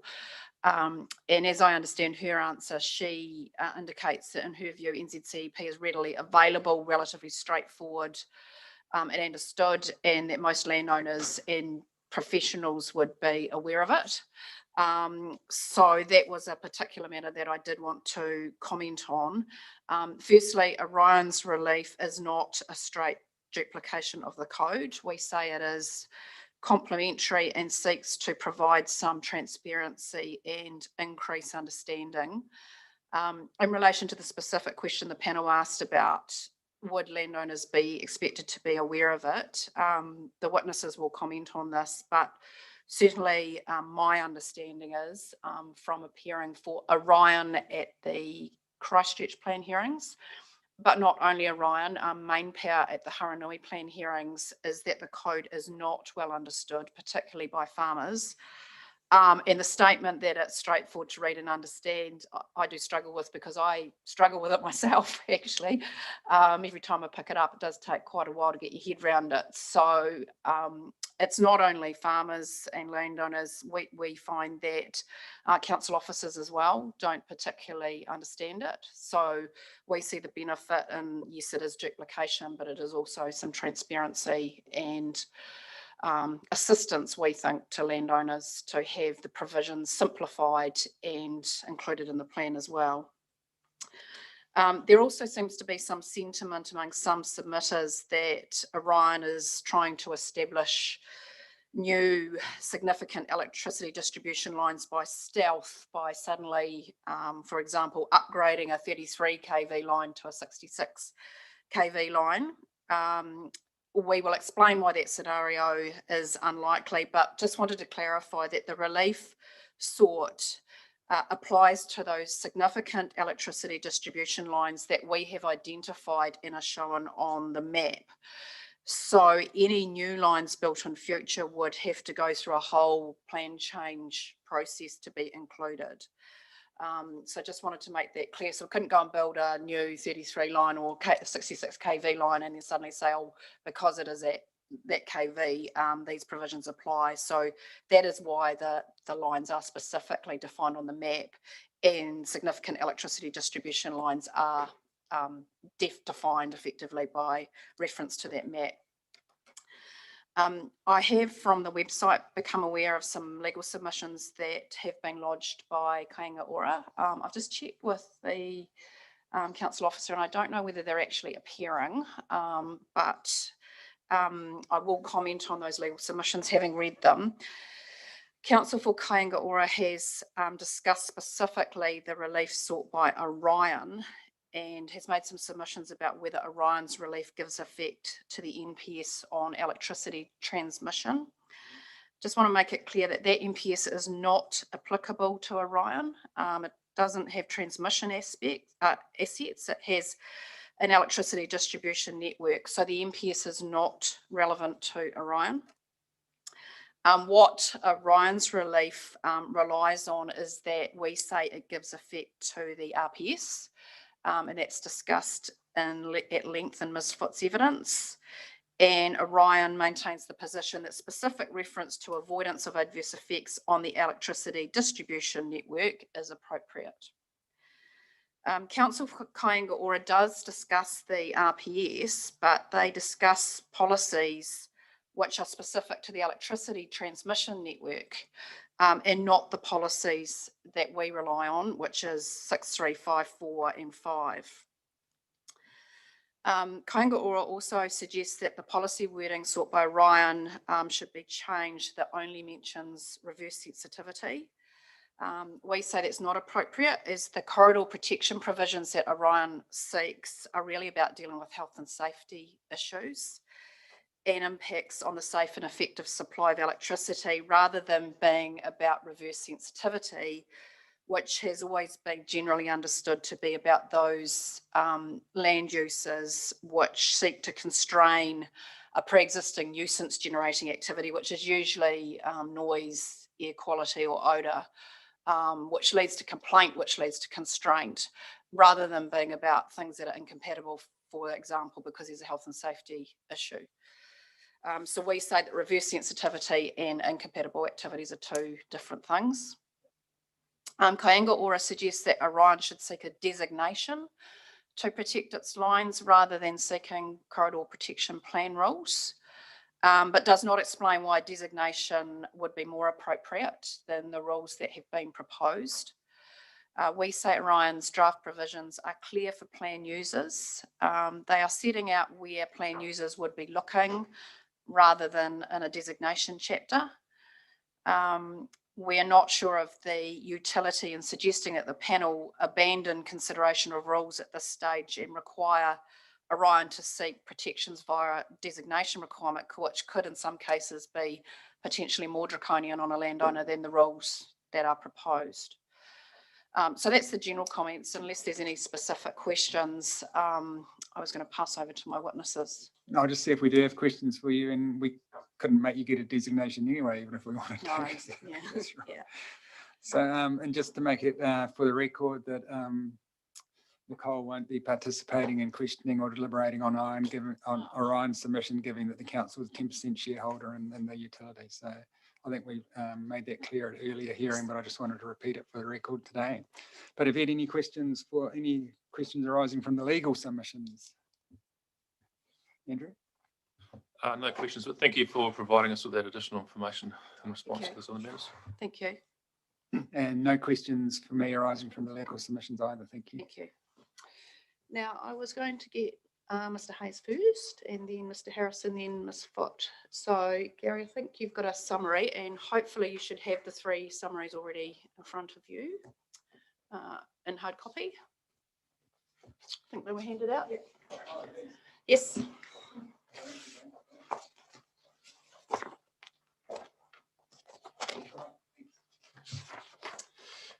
Okay, my full name is Gary Hayes. I am the Procurement and Land Services Manager at Orion New Zealand Limited for Orion. I provide a brief of evidence dated 8th September 2021, and I also provided a brief of evidence for the strategic directions hearing, which is relevant to the issues that are being discussed in the Energy and Infrastructure chapter.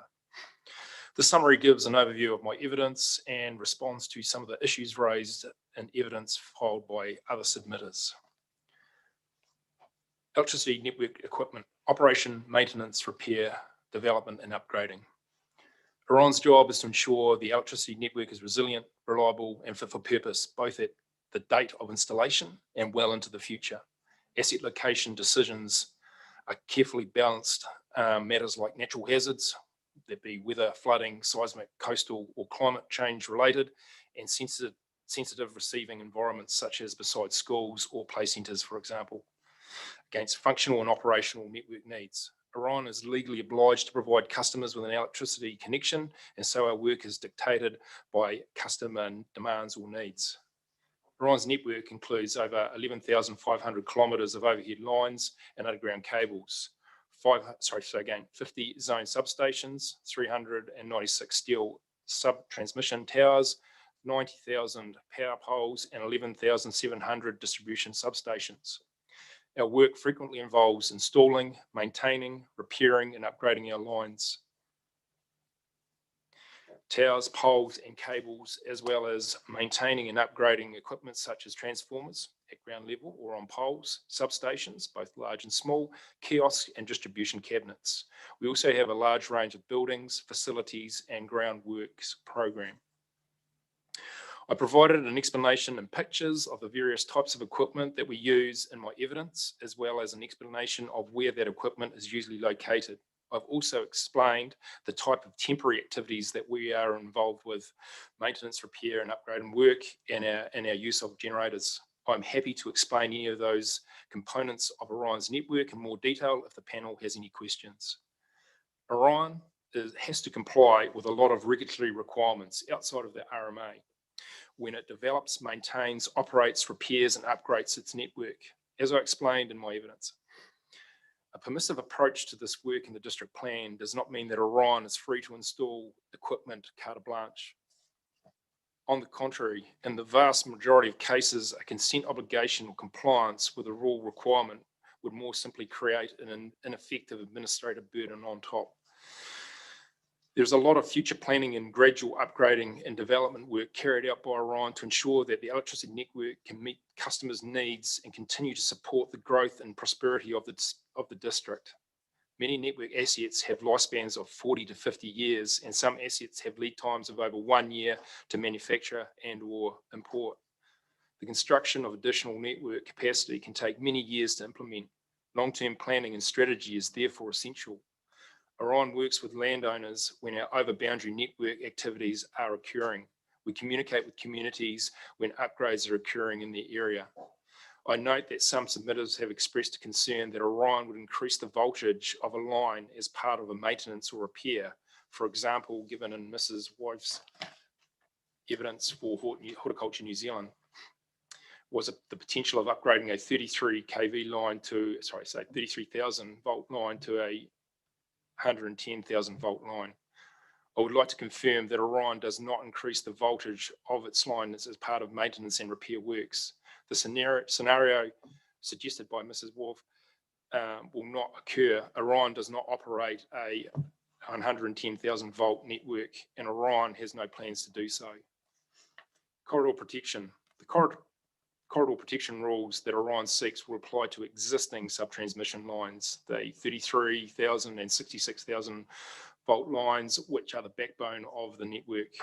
The rules are designed to support land use planning in a way that future-proofs the electricity distribution network and protects it so that it can continue to function fully for the community. These rules are primarily to deal with safety, both the safety of people who are carrying out the activities close to the lines and the safety of Orion staff and contractors who are working on the network. Failure to comply with clearance distances also has significant cost implications for our work. The New Zealand Electrical Code of Practice for Electrical Safe Distances, NZ ECP 34, 2021, sets the safe electrical clearance distances requirements for overhead electric lines and other works. I attached a copy of ECP to my evidence and I'm happy to explain any further aspects. The setback Orion seeks in the district plan are based on those in ECP 34, but are not identical. They synthesize the NZECP 34 requirements to make them easier to apply and understand for plan users. Orion considers that this has considerable benefits for the landowners and the council. In Orion's experience, NZECP 34 is not well understood outside of the electricity supply industry. Orion has limited control over very little visibility of what landowners do on their property. In contrast, the council is in contact with landowners at the planning stage and as part of the building process. Including these rules in the district plan is a way of ensuring that landowners are made aware of the requirements at the early stage in their planning and design process. It is not the case of shifting burden, but more of a case of Orion using every avenue we can to ensure these important considerations are raised with landowners and that development happens in a safe and appropriate way. Clearance distances in the NZECP 34 are generic and are focused on what voltage the line operates at a particular point in time. Proactive planning rules will prevent building and other structures establishing in the location that will be inappropriate and in breach of NZECP 34 once the conversion of the 33,000 volt lines to 66,000 volt lines is complete and the lines are run at a higher voltage. Response to other submitters. Mrs. Wolf's noted that in evidence that Horticulture New Zealand that she does not support the policy and rules sought by Orion for our significant electricity distribution lines because retention of that provision means that any agricultural or horticultural structure within 10 metres of that line will not be permitted, even though such structures are provided for, subject to conditions within the national grid yard. Such an approach is inconsistent, especially given that the SEDLs do not have an MPS to support such an approach. Horticulture New Zealand have requested that if the corridor protection rules are put in place for SEDLs, some of the horticultural structures should be exempt and within 10 metres of the SEDL, including stockyards, crop support structures, and artificial crop protection structures that meet the requirements in NZECP 34/2001. In response to this, I first note that the national grid yard is 10 to 12 metres wide, depending on the structures in issue. In Orion's case, it is only the Islington Springston SEDL for which the 10-metre corridor setback is requested. The other SDLs Orion seeks corridor protection for have a 5-metre corridor setback. It is not clear whether Ms. Wolf's discussion applies to all SEDLs or just the Islington to Springston SEDL. Secondly, I note that there are important differences between the national grid and Orion's SEDLs, which mean different standards and rules are appropriate. It is not comparing apples with apples to simply look at the national grid and suggest that the same principles and rules should apply to all Orion SEDLs. Appendix 1 of the statement includes some examples comparing the national grid lines to Orion's other SEDLs.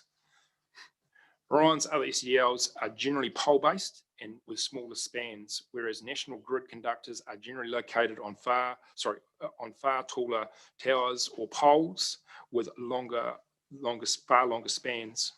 Orion's poles may support a range of switching and circuit breaker equipment, as well as infrastructure for remote monitoring and operation.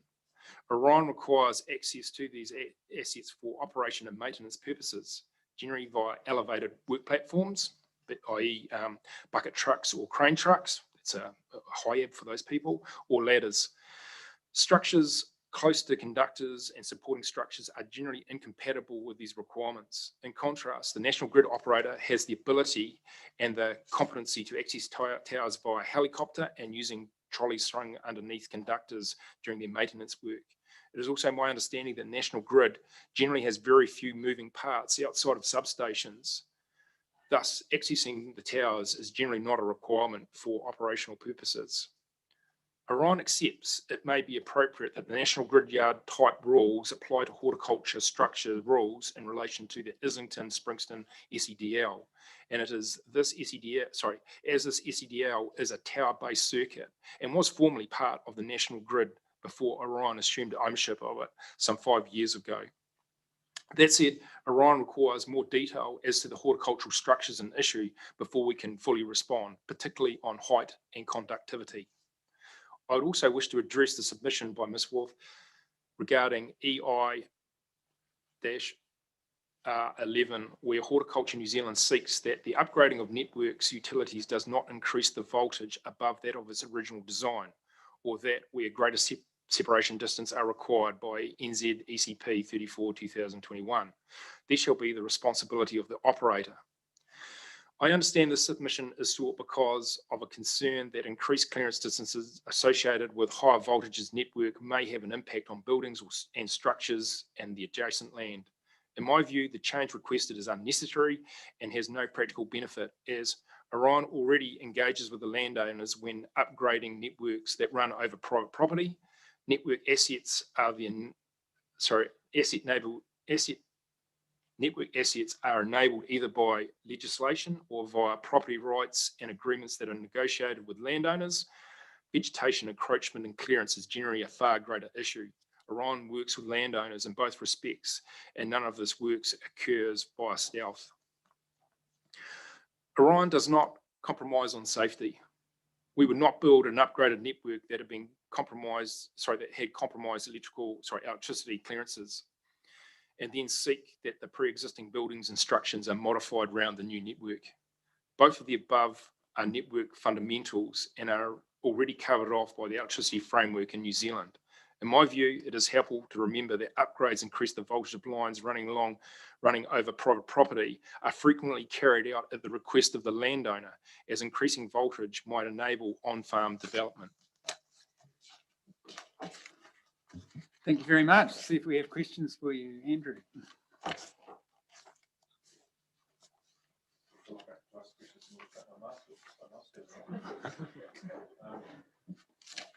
Thank you for your evidence. It's extremely helpful to explain a little bit about the network and I guess the functional requirements and constraints and I guess the processes that you follow. I've got a question specifically. Paragraph 12.9, the Orion's job is to ensure that it's reliable and has very critical decisions making processes location and keep the balance. I'm just wondering, are your location criteria, are they formalised and written down and fixed within your organisation, or are they informal, flexible, and sort of dependent on whoever's in charge of that particular piece of work at the time?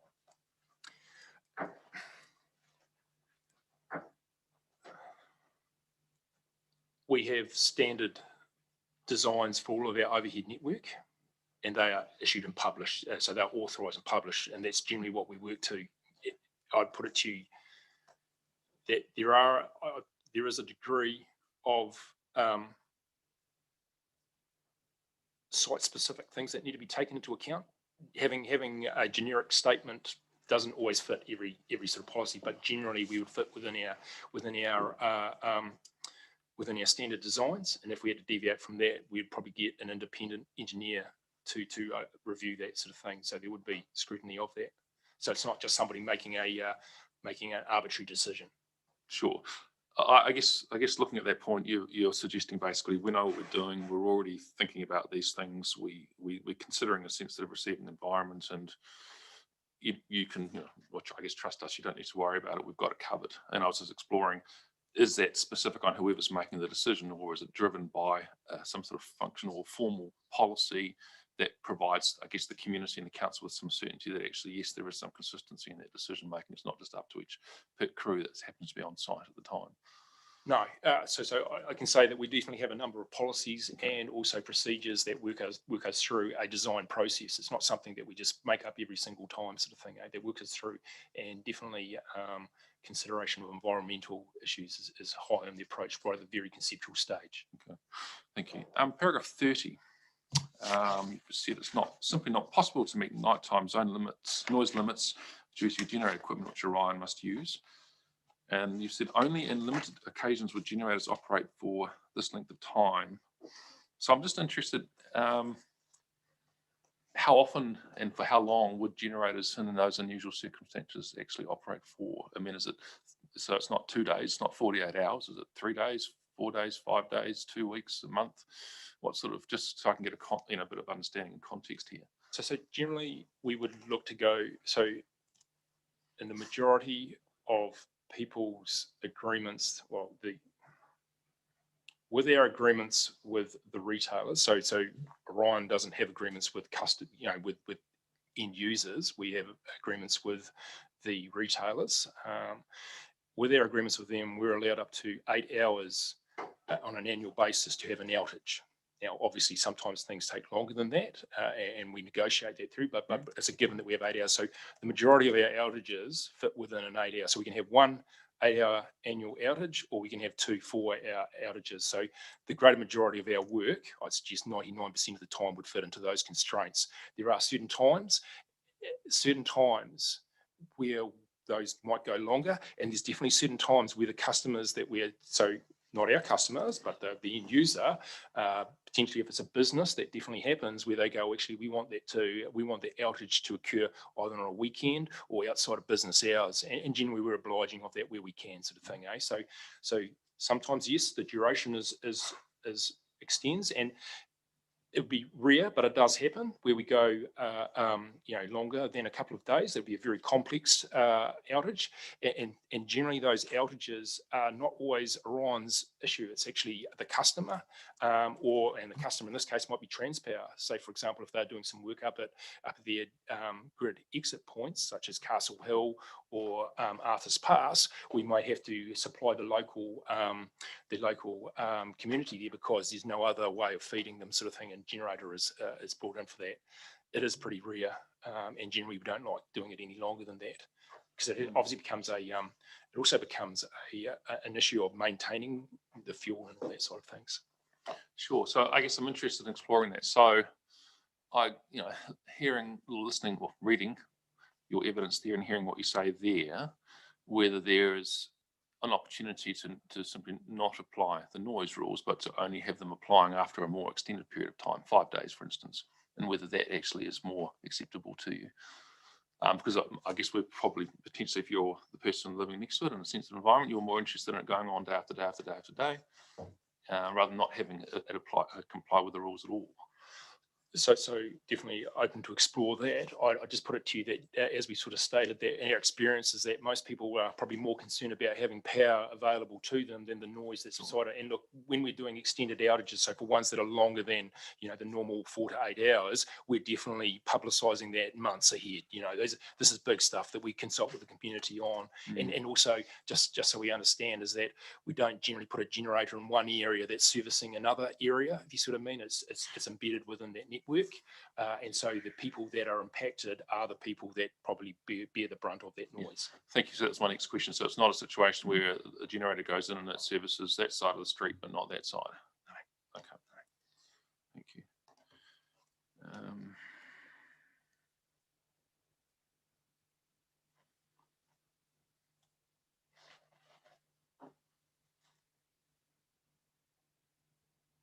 So paragraph 62.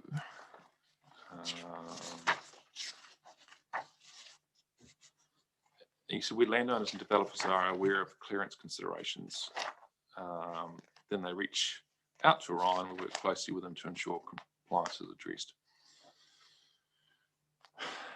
And I was wondering whether it would simply be sufficient that an advice note was in the district plan to make sure that landowners, developers were aware that those requirements existed and to reach out to you rather than a rule requirement. Whether that would be sufficient, would that also achieve the purposes of making sure that adjacent landowners were aware of your clearance requirements? Could I defer that to Sure, Ms. Foot? Yep, that's a planning question, so you're happy. I must answer now if that's possible. Yeah. Sorry, that was 62. That was about the ability to put a footer in or a note as opposed to a rule. My preference is for a rule than an advice note. Because you want the ability for it to be declined? Just to make it easier for them to understand what the considerations are. So it's more than just simply making sure that the landowner is aware of the issue and giving Orion the opportunity to engage. You actually want the council involved in the discussion as well. I guess they need to be aware at the building consent stage as well, which often comes in advance of like when you're doing pins and things. So it can be different triggers in time in terms of the building consent process versus a resource consent process. I guess it's about some braces approach. Okay.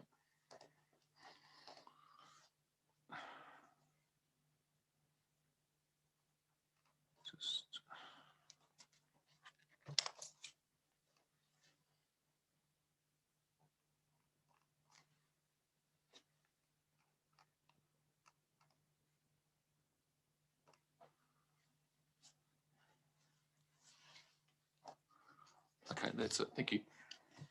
Are there any questions for Mr. Hayes?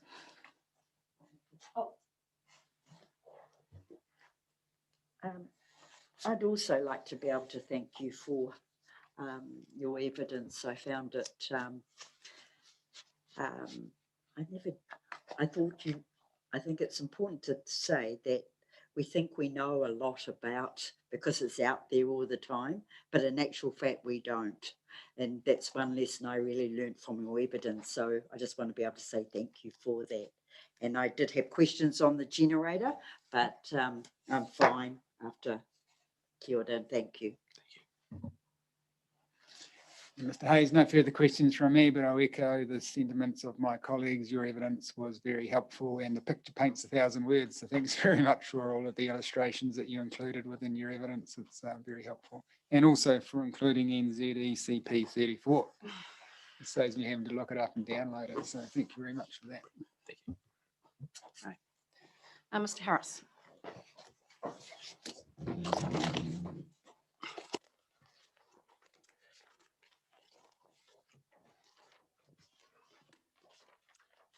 My full name is Simon Richard Harris. I've provided a brief of evidence on the economic costs and benefits of Orion's relief-seeking corridor protection rules and the proposed Selwyn District Plan. I've analysed the total length of lines to which the rules would apply, shown in Table 1, and the value of the land affected by the proposed rules sought by Orion, shown in Table 2. This summary highlights the key points from my evidence. The supply of electricity is a significant public benefit, and its economic significance is often greatly understated by the costs of electricity which is used. The total economic costs of non-supply, so interruptions, are probably in the order of at least 40 to 50 and up to 400 times the value of the electricity for commercial and industrial users that is not supplied during short outages. I understand some submitters have objected to Orion's relief because there are aspects which mirror regulations made under the Electricity Act, particularly NZECP 34, 2001, which limits placements of buildings and structures in relation to the sub-transmission lines. It is my view that the rules which mirror NZECP would be beneficial because they would not create a cost and are likely to create a benefit. And I think just to add a comment in relation to that, I probably should have expanded on this more in my evidence. There's quite an efficiency benefit associated with the market when you simplify and clarify rules, because you create equal information on both sides of a transaction. I mean, I've been involved in purchasing a couple of blocks in the last several years. I've never heard of NZECP 34, so I can I can tell you it's not well known. So I think, you know, like that comment that it doesn't create any costs and adds benefit is actually quite a real one that we probably haven't emphasized enough in our evidence. So most of my evidence on costs focuses on the marginal changes that are outside NZECP. So I'll get back to my summary now. The major benefits of the corridor protection rules that Orion seeks are reducing the likely costs of accidental injury and death. The quantum of benefit from reducing the likely costs of accidental injury and death is impossible to calculate, but if the rules were to prevent one death every 500 years over the 304-kilometre distribution network, the net present value of this is 0.16 to 0.23 million. Protecting the ability to upgrade the network, which is indicatively estimated at 0.3 million to 3.4 million. That's an undiscounted figure. Reducing maintenance cost, even following rectification, I calculate that the proposed rules will have an ongoing maintenance benefit, which is estimated to be potentially $250 per span per year for every span where a building would be placed in the absence of the rules. So this is after rectification. This is equivalent to an NPV of $4,500 for every such span. The rules are also likely to reduce the outage costs to consumers because repair times are quicker if buildings are not underneath the spans. The costs of the rules sought by Orion are considered to be minor and relate only to the areas under the 33 kV lines where the corridor is greater than that required by the NZECP 34 regulations for clearances from sub-transmission lines, which would protect the ability of those lines to be upgraded to 66 kV. Any area of land adjacent to road reserves, i.e. the bulk of private land impacted by Orion's relief, affected by additional exclusion corridors for the significant electricity distribution lines running on the road reserve, will already be within the general district plan building setback. The value of the land within the exclusion zone is therefore already discounted to some extent because of setback rules. Because the majority of the affected land is rural and because most farming activities will be able to continue to be undertaken, the marginal effect of the corridor protection rules will be minor and have allowed 5% of the value of the land affected by the sub-transmission line corridor setback. The total cost of the corridor protection rules I've calculated, which are additional to the NZECP regulations, are estimated at 0.05 million across the entire district. I consider it highly likely that the sum of the benefits will exceed the cost to landholders from imposing the corridor protection. Thank you, Mr. Harris. I'll see if we have questions for you. Any questions for Mr. Harris?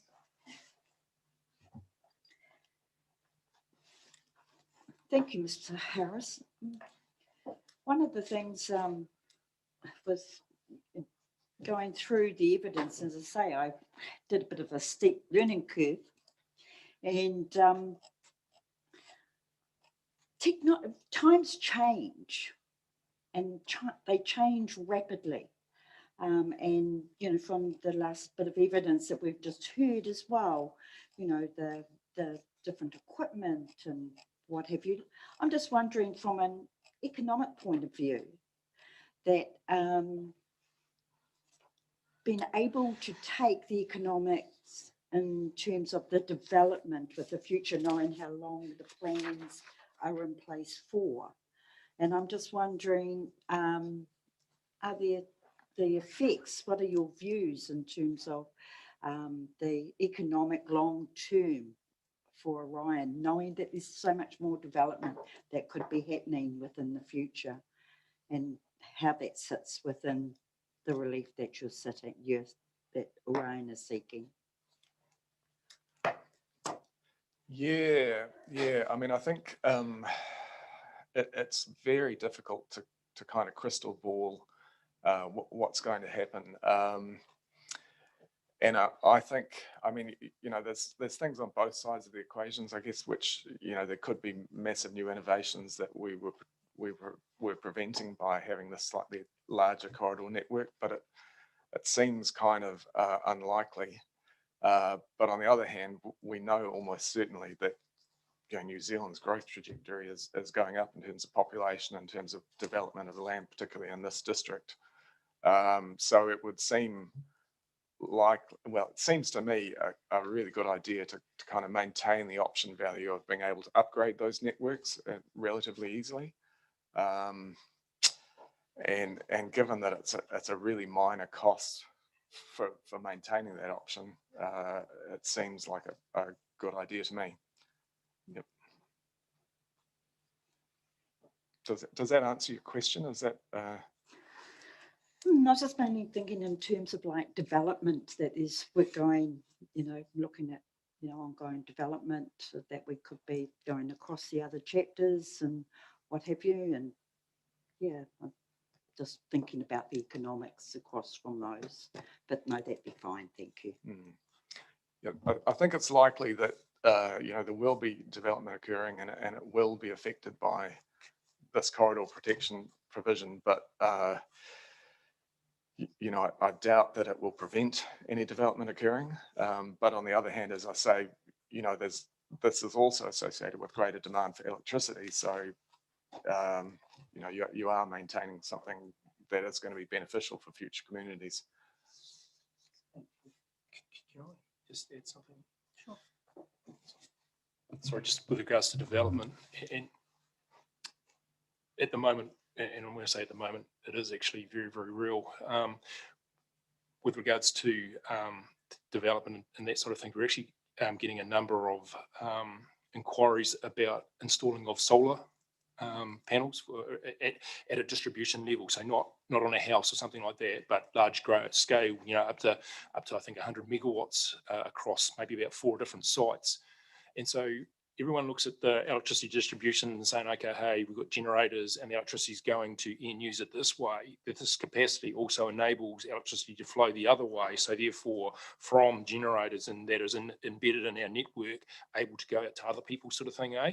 And so these are large developments, and this is probably something that's only probably come in in the last 10 months, and that's stuff that we have probably not foreseen for or not to this scale anyway, sort of thing. So just give some sort of context around that.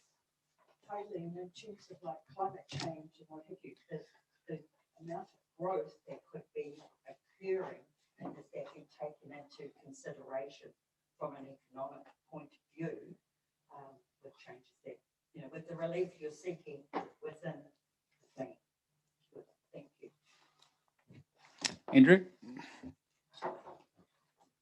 No questions for me. Thank you for attempting to quantify that, though. Thank you. And Mr. Harris, no questions for me arising from your evidence, but thank you very much for preparing it. It's quite nice to have some hard monetary quantification of costs and benefits for any Section 32 AA analysis that we might need to do if we're persuaded to make some of the changes you recommend. So thanks for doing that. It's a pretty rare thing in these kind of hearings. Thank you. I'm sure Orion will be much happy to pay Mr. Harris's bill, having heard that.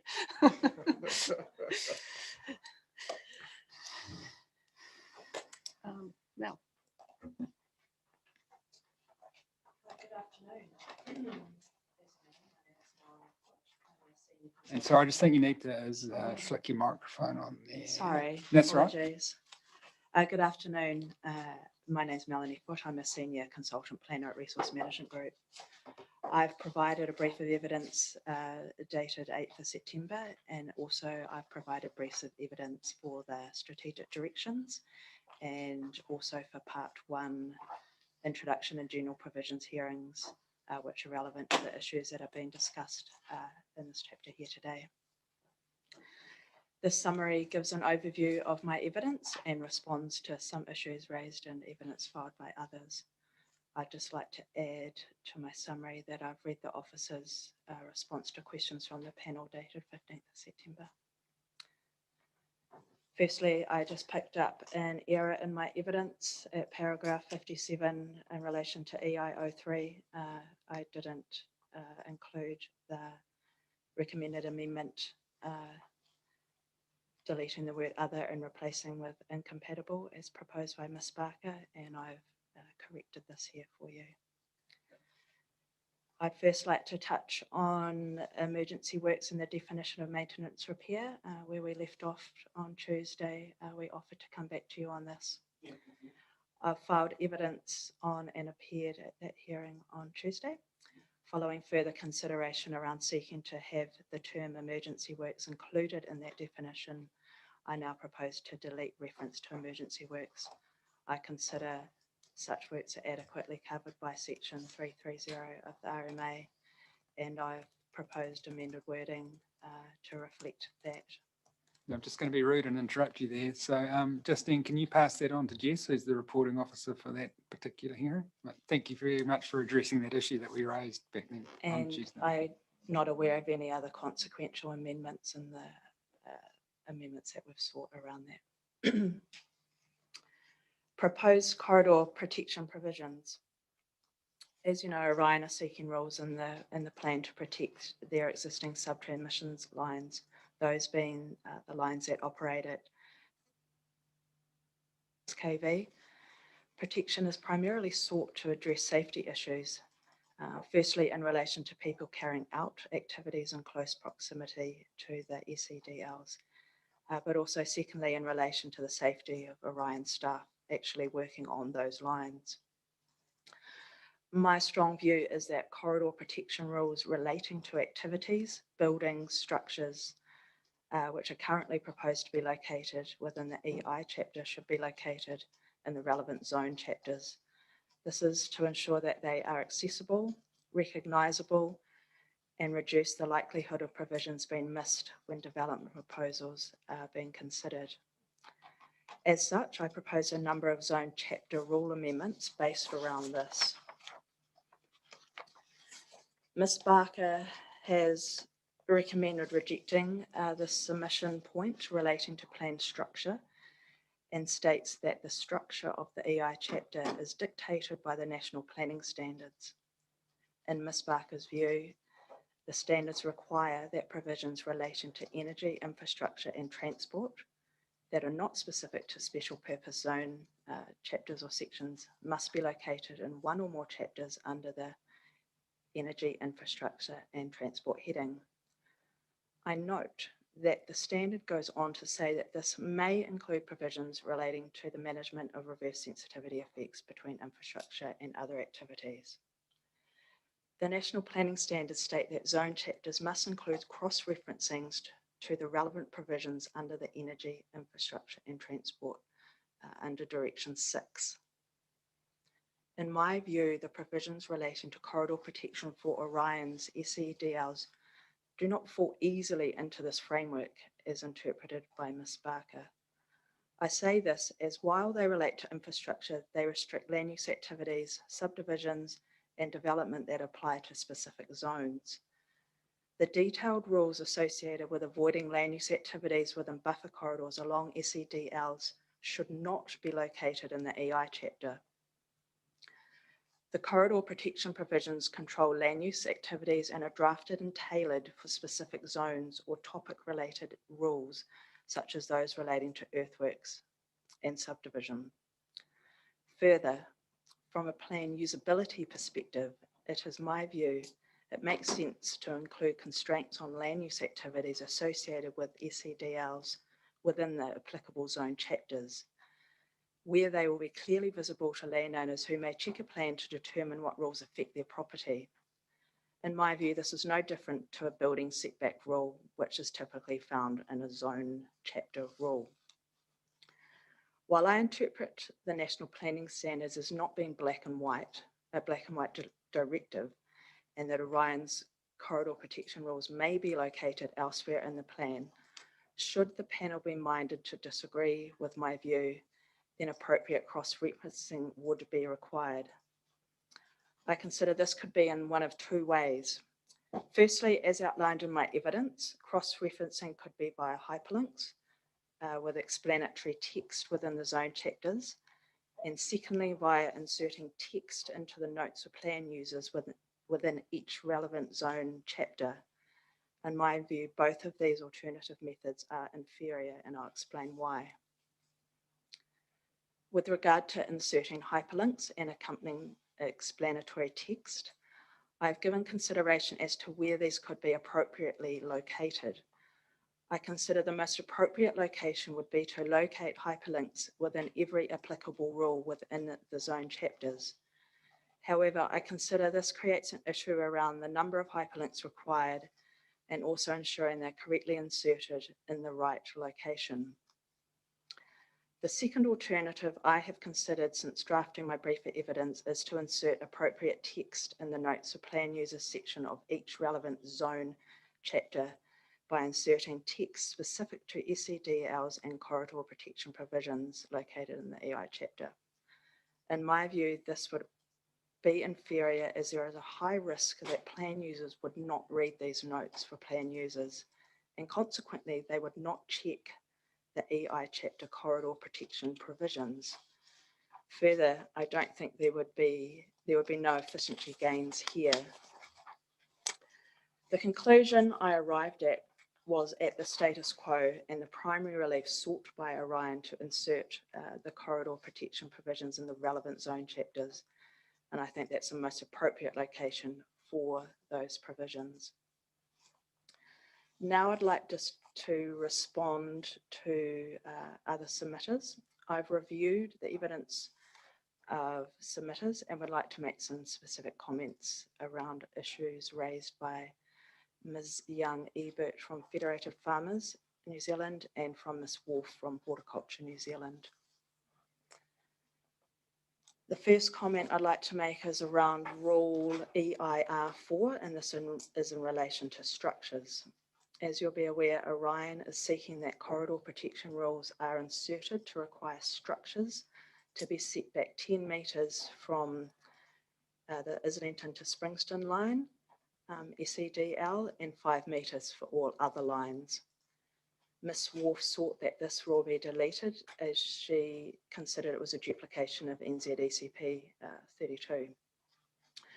Further, Ms. Wolf considers that this provision does not permit horticultural structures even though these are provided for within the national grid. She considers this as an inconsistent approach given SEDLs do not have an MPS to support such an approach. Ms. Wolf has also stated that if EIR4 is retained, that provision be made for some structures similar to the national grid yard, such as stockyards, crop support structures, and artificial crop protection structures. Mr. Hayes has outlined to you today the important differences between Orion's SEDLs and the national grid, and he's illustrated this via those pictures attached to his statement today. I note Orion requires more details around the actual types of horticultural structures before further consideration as to whether they can be accommodated or not for all SEDLs. In particular, more detail would be required around the height and conductivity of such structures. I note my proposed drafting of this rule does allow for a consenting pathway for structures at present. Turning to rule EIR6 in relation to the operation, maintenance and repair of existing network utilities and ancillary access tracks. I note an additional clause has been proposed to the definition of maintenance and repair as part of my evidence presented on Tuesday to add increase in voltage. I would like to clarify that there will be no increase in voltage as part of the maintenance and repair of existing network utilities. Rule EIR11, the upgrading of network utilities. Horticulture New Zealand are seeking an additional clause to the rule or increased voltage above that of its original design. Further, Ms. Wolf suggests an addition of clause E of where greater separation distances are required under NZECP 34, this shall be a responsibility of the operator. I do not agree with the suggested amendments as the purpose of this rule is to actually allow for an increase in voltage of a line along with the other upgrading activities. As part of the definition of maintenance repair, I proposed an amendment with the addition of the word minor. This amendment was in addition to the word upgrade in order to provide clarity around minor upgrades anticipated as part of maintenance and repair activities. As stated previously, I note an increase in voltage is not anticipated as part of maintenance and repair activities. However, upgrades under EIR11 would allow for an increase in voltage. And that's the end of my statement. I'm happy to answer any questions. Thank you. Thank you. Can I just ask you to address a couple of the questions that were asked to Ms. Barker? Some of the ones that up to the at the start. I think there were about 3 that were relevant.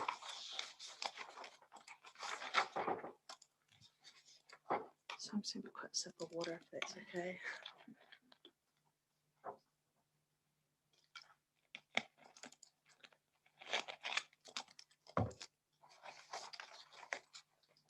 So the first question Ms. Appleyard has highlighted is paragraph or plan reference 13.6. Have you considered defining minor upgrading of existing infrastructure, and would that better respond to the submitter's requested relief?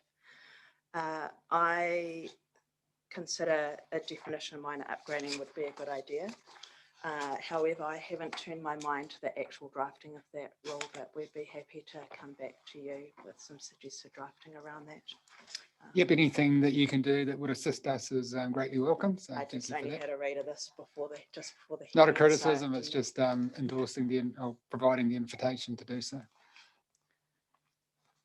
The second point Ms. Appleyard has highlighted is point 18.9, and this is around some submitters on strategic directions argued incompatible activities and reverse sensitivity were not exactly the same thing. That is my understanding, and I gave evidence around that in strategic directions, so that is still my opinion. And lastly, reference 27.5, would a landowner be expected to be aware of NZECP and be familiar? My understanding is, and you've heard prior from other witnesses that, yeah, generally not familiar with NZECP. I'd also just like to add, I actually find it a really technical document to understand myself as a expert. I don't have anything else to add. Thank you. Thank you for that. Andrew, any questions? Thank you. Thanks, Ms. Foot. I do have a few questions. So just paragraph 26. Of my evidence. Of your evidence, thank you, evidence in chief, not the summary. Definition of electricity distribution line, and you've bolded and underlined, this includes the Orion New Zealand Limited assets shown on the planning maps. And whether it's a question for you or one of the other witnesses, are there any other network utility operators providing electricity distribution in the district? Not that I'm aware of, but feel free to jump in. Is there any crossover with? No, there's quite Not in clear the South defined District. boundaries. Yeah. So it's only Orion that is that. So, Correct. yeah, so not includes Orion, but it is Orion, and it can only be Orion. Okay. So that was just added to make it clear that if a plan uses that, it's those assets on the maps. I understand that. So, yeah. No, I'm just sort of thinking, if there were other assets as well, then that would help clarify. But if there weren't, yeah, thank you. Sorry, just to address you said that there can't be other people. There can, there's no reason why if in the future, probably with the embedded generation, the ability for a development to go on where a subdivision is actually totally off grid, and it would be, we have seen examples of those in the North Island, but not within the South District area at this time. So paragraph 40, your strong view is that corridor protection rules should be within the relevant zone chapter. So just a query, if the corridors were all mapped and you put in a search into the e-plan and it popped up as being a relevant overlay, is that not sufficient for it still to remain in the infrastructure and energy chapter?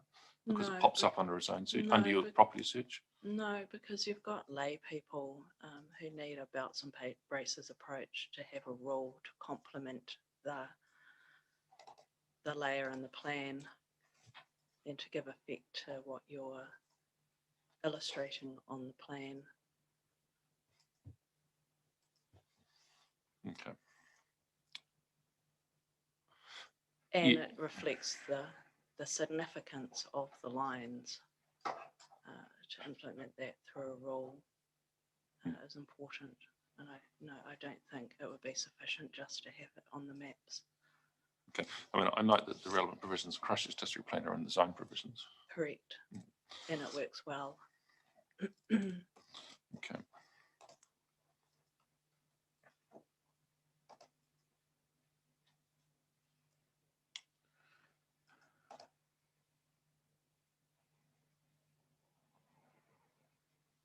Just bear with me, I'm just looking through questions.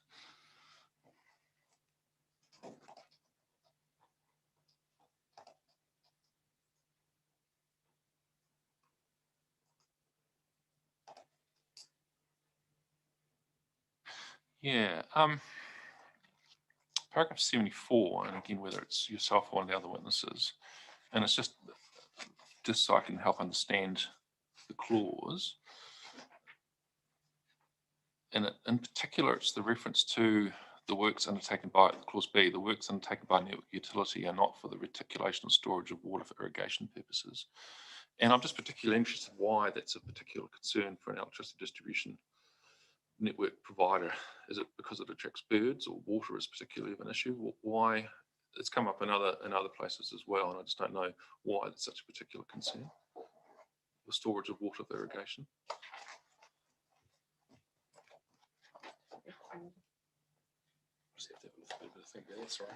Just while Gary's having a look at that, just the background around that rule, it duplicates a rule in the Christchurch City Plan. So we're trying to set consistency here. I can't quite recall where we landed on the background to that. Just bear with us for one moment, please.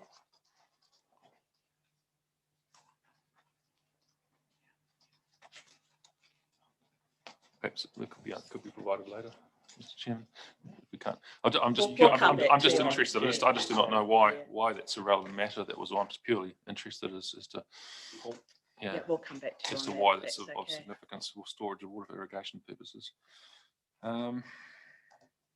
So paragraph 77 in relation to Energy and Infrastructure Rule 4. So you've deleted clauses A, Roman numeral 1 to Roman numeral 6. And so that broadens out the application of the rule significantly. And I think you covered this off in some of your summary evidence as well. So just exploring that. So before, the rule was really only concerned with structures within that area that were for habitation or produce parking and milking shed, etc., etc. And obviously you've decided there's more issues or more structures or buildings that you'd be concerned about than those ones. I'm just a little bit nervous about, a road as arguably a structure. So someone couldn't build an access road, something that's man-made or fixed to the ground, because structure has a very broad definition. I'm wondering whether it would be possible to limit it to those things that really are of a concern to Orion, because structure is very broad. Yeah, more than happy to clarify that. I wouldn't imagine an access road to someone's property is of an issue to you, but feel free to jump in so, here. so we do have in SCP 34, I think it's table 4 from memory. It's been a while since I've looked at it. That is about height above ground, and so we do have people when they are digging or when they're building things up that can encroach on the land. Is a big ticket item, possibly not so. As we're happy to have a think about it, but it's not as if it doesn't happen. We do have some issues. We've got some issues in Owaka, in the Christchurch district area, where people are building land up underneath our effectively our sub-transmission lines. No, thank you. I just wanted to make sure you mean, yeah, that's right. You actually intend to capture all those things on purpose rather than by accident, because structure is extremely broad. That was all. So if we can tailor the rule. Is that clearance distance. Yeah, that's right. And if it is as you proposed, and that's your statement, well, okay, so be it. I'm just curious about the rule structure now, and because the way the rule's worded at the moment, it's a permitted activity rule, and it says it's permitted to establishment of new or expansion of existing structures within 10 metres is permitted if it's not one of those buildings or structures. And the way you've reworded it, you've said the establishment of new expansion of existing structures is greater than 10 metres is permitted. Flipped it around, yeah. Yeah. So, and if there's no catch-all rule which says so that's the activity that's being proposed is something greater than 10 metres is permitted. So is there a rule which says you can't do it less than 10? If there's no catch-all rule or any other rule that actually captures that, then you've now permitted those activities. yeah, we can refine the drafting Is- around that. Yeah, for you, we can come back to you with.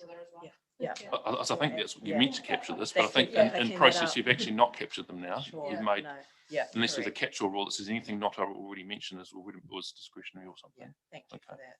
The more you read these things sometimes. the- Oh, it's very easy to, it is very easy to do. Um,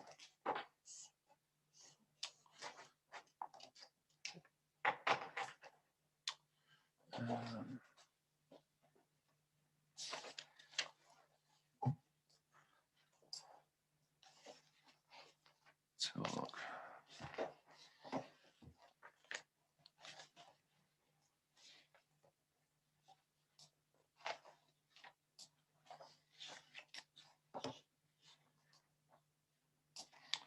So paragraph 87, you've deleted a number of rule requirements and the reasonings provided. I'm just wondering whether this amendment could be more targeted. So for instance, minor utility structures, for instance, there's none of those standards, but those standards might apply for bigger or other structures, whether that's something you consider. I guess the rationale behind deleting these is trying to we don't want a consenting burden for really benign things, activities which are most of Orion's activities. So our preference would to have all of those continue to be deleted. I'm happy to come back to you around any other bigger structures. Yeah. Probably need to think about it a little bit more rather than providing an answer right now, if that's okay. Sure. Well, I was just looking, the rationale is if these things are minor, then we don't want them caught. But there are definitions in the plan for minor structures and whether that was actually another way of getting to the outcome you wanted. Potentially, yes. Right, thank you. Paragraph, it's a long paragraph. So 92, right at the very end of paragraph 92, final bits in bold under clause J.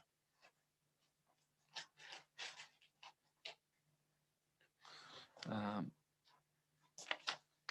think, so this is I was wondering if there's a word missing from here. So upgrading or expansion is permitted, expansion is permitted where the installation of new mid-span electricity poles is required to address clearances. Oh, sorry, I said it is. Sorry, it's required. No, that's fine. Sorry, I see you've got required there anyways. Thank you. So we're all good? Yeah, we're all good. And that was my final question. Thank you. Thank you. No question. Oh, sorry. Lost track of where we are.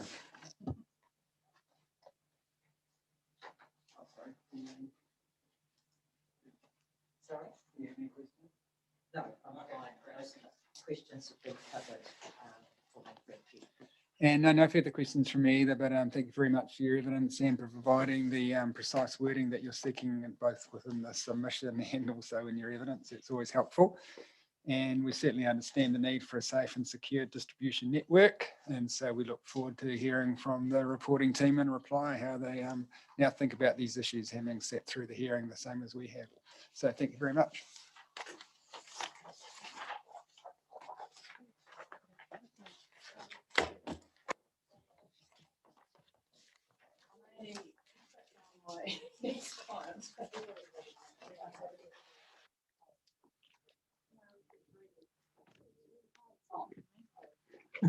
Get ready for a break.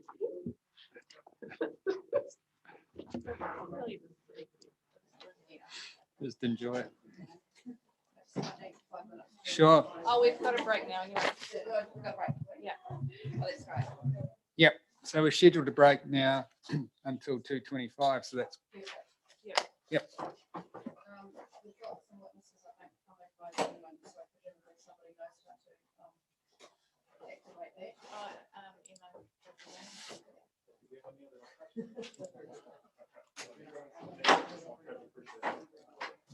Yeah, that's right.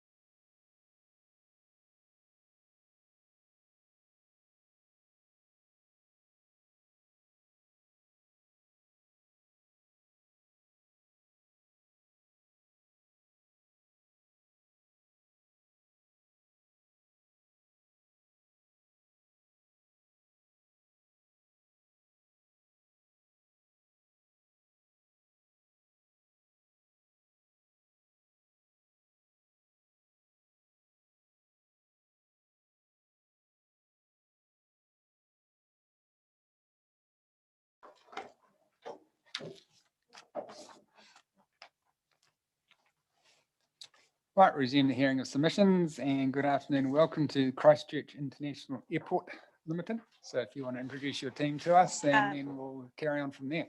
Yes, Joe Appleyard, representing Christchurch International Airport. I will get the witnesses just to introduce themselves, and I might just start by checking that we have Phil Shaw, who's giving some evidence on bird strike, and Phil Osborne giving some evidence on economics with us, and that they can hear us.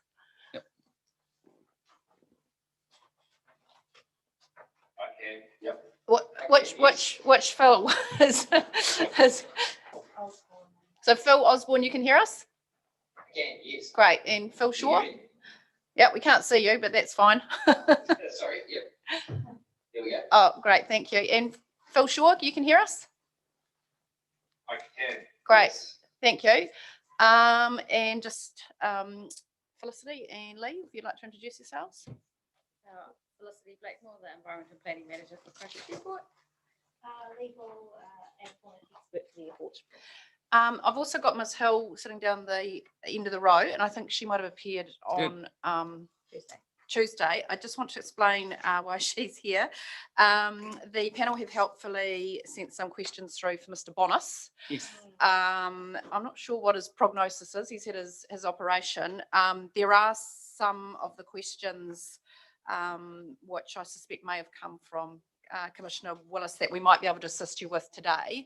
And in particular, there's a question around what the Christchurch City Plan provides for in relation to bird strike provisions. So Ms Hill's going to have a go at explaining that to you today, so that if any additional questions arise out of that, they can be mopped up by Mr Bonis. So for today's purpose, she's moonlighting as a planner, really.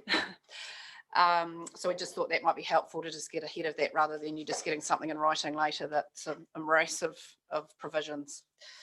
So I was just going to make a couple of comments and then we'll hear from the various witnesses. So addressing perhaps one of the questions that was addressed to Mr Bonis, there was a question for Mr Bonis regarding what would happen if CIAL might change its mind about providing assistance to landowners on the creation of bird strike management plans, and whether provisions in a plan could require CIAL to actually provide that assistance.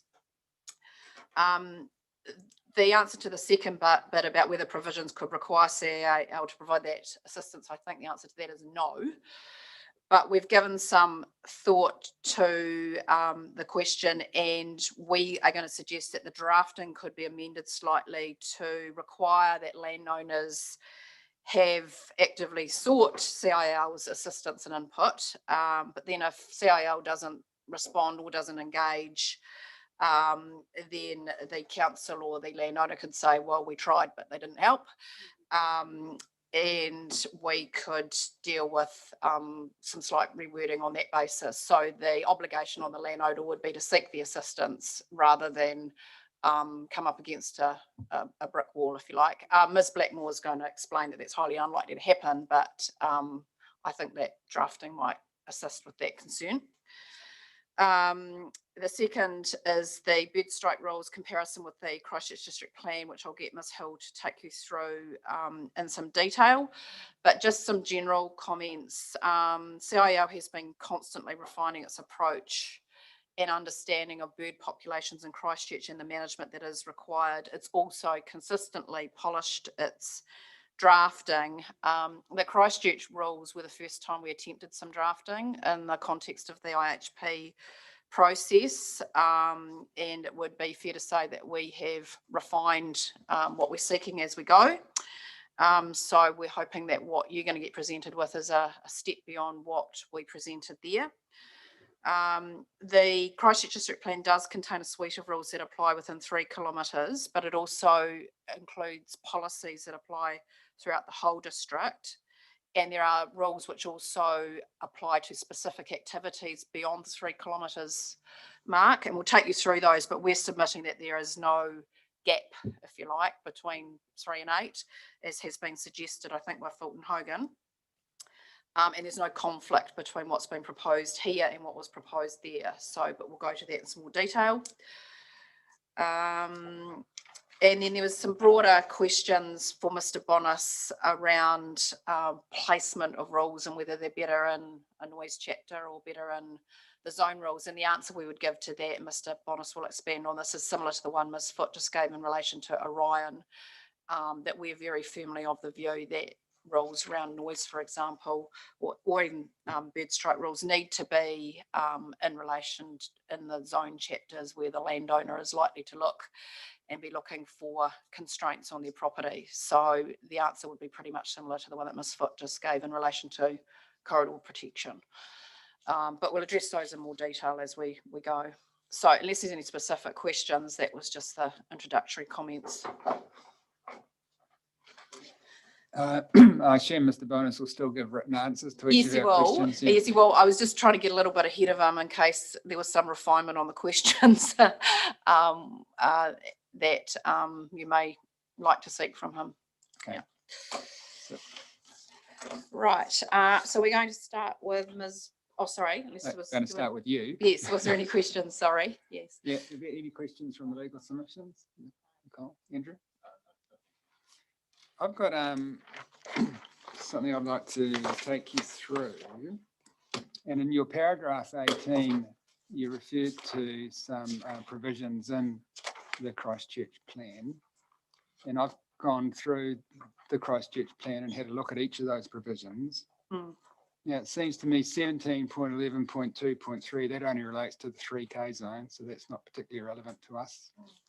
5.4.3.3, matter of discretion code, only refers to ponding.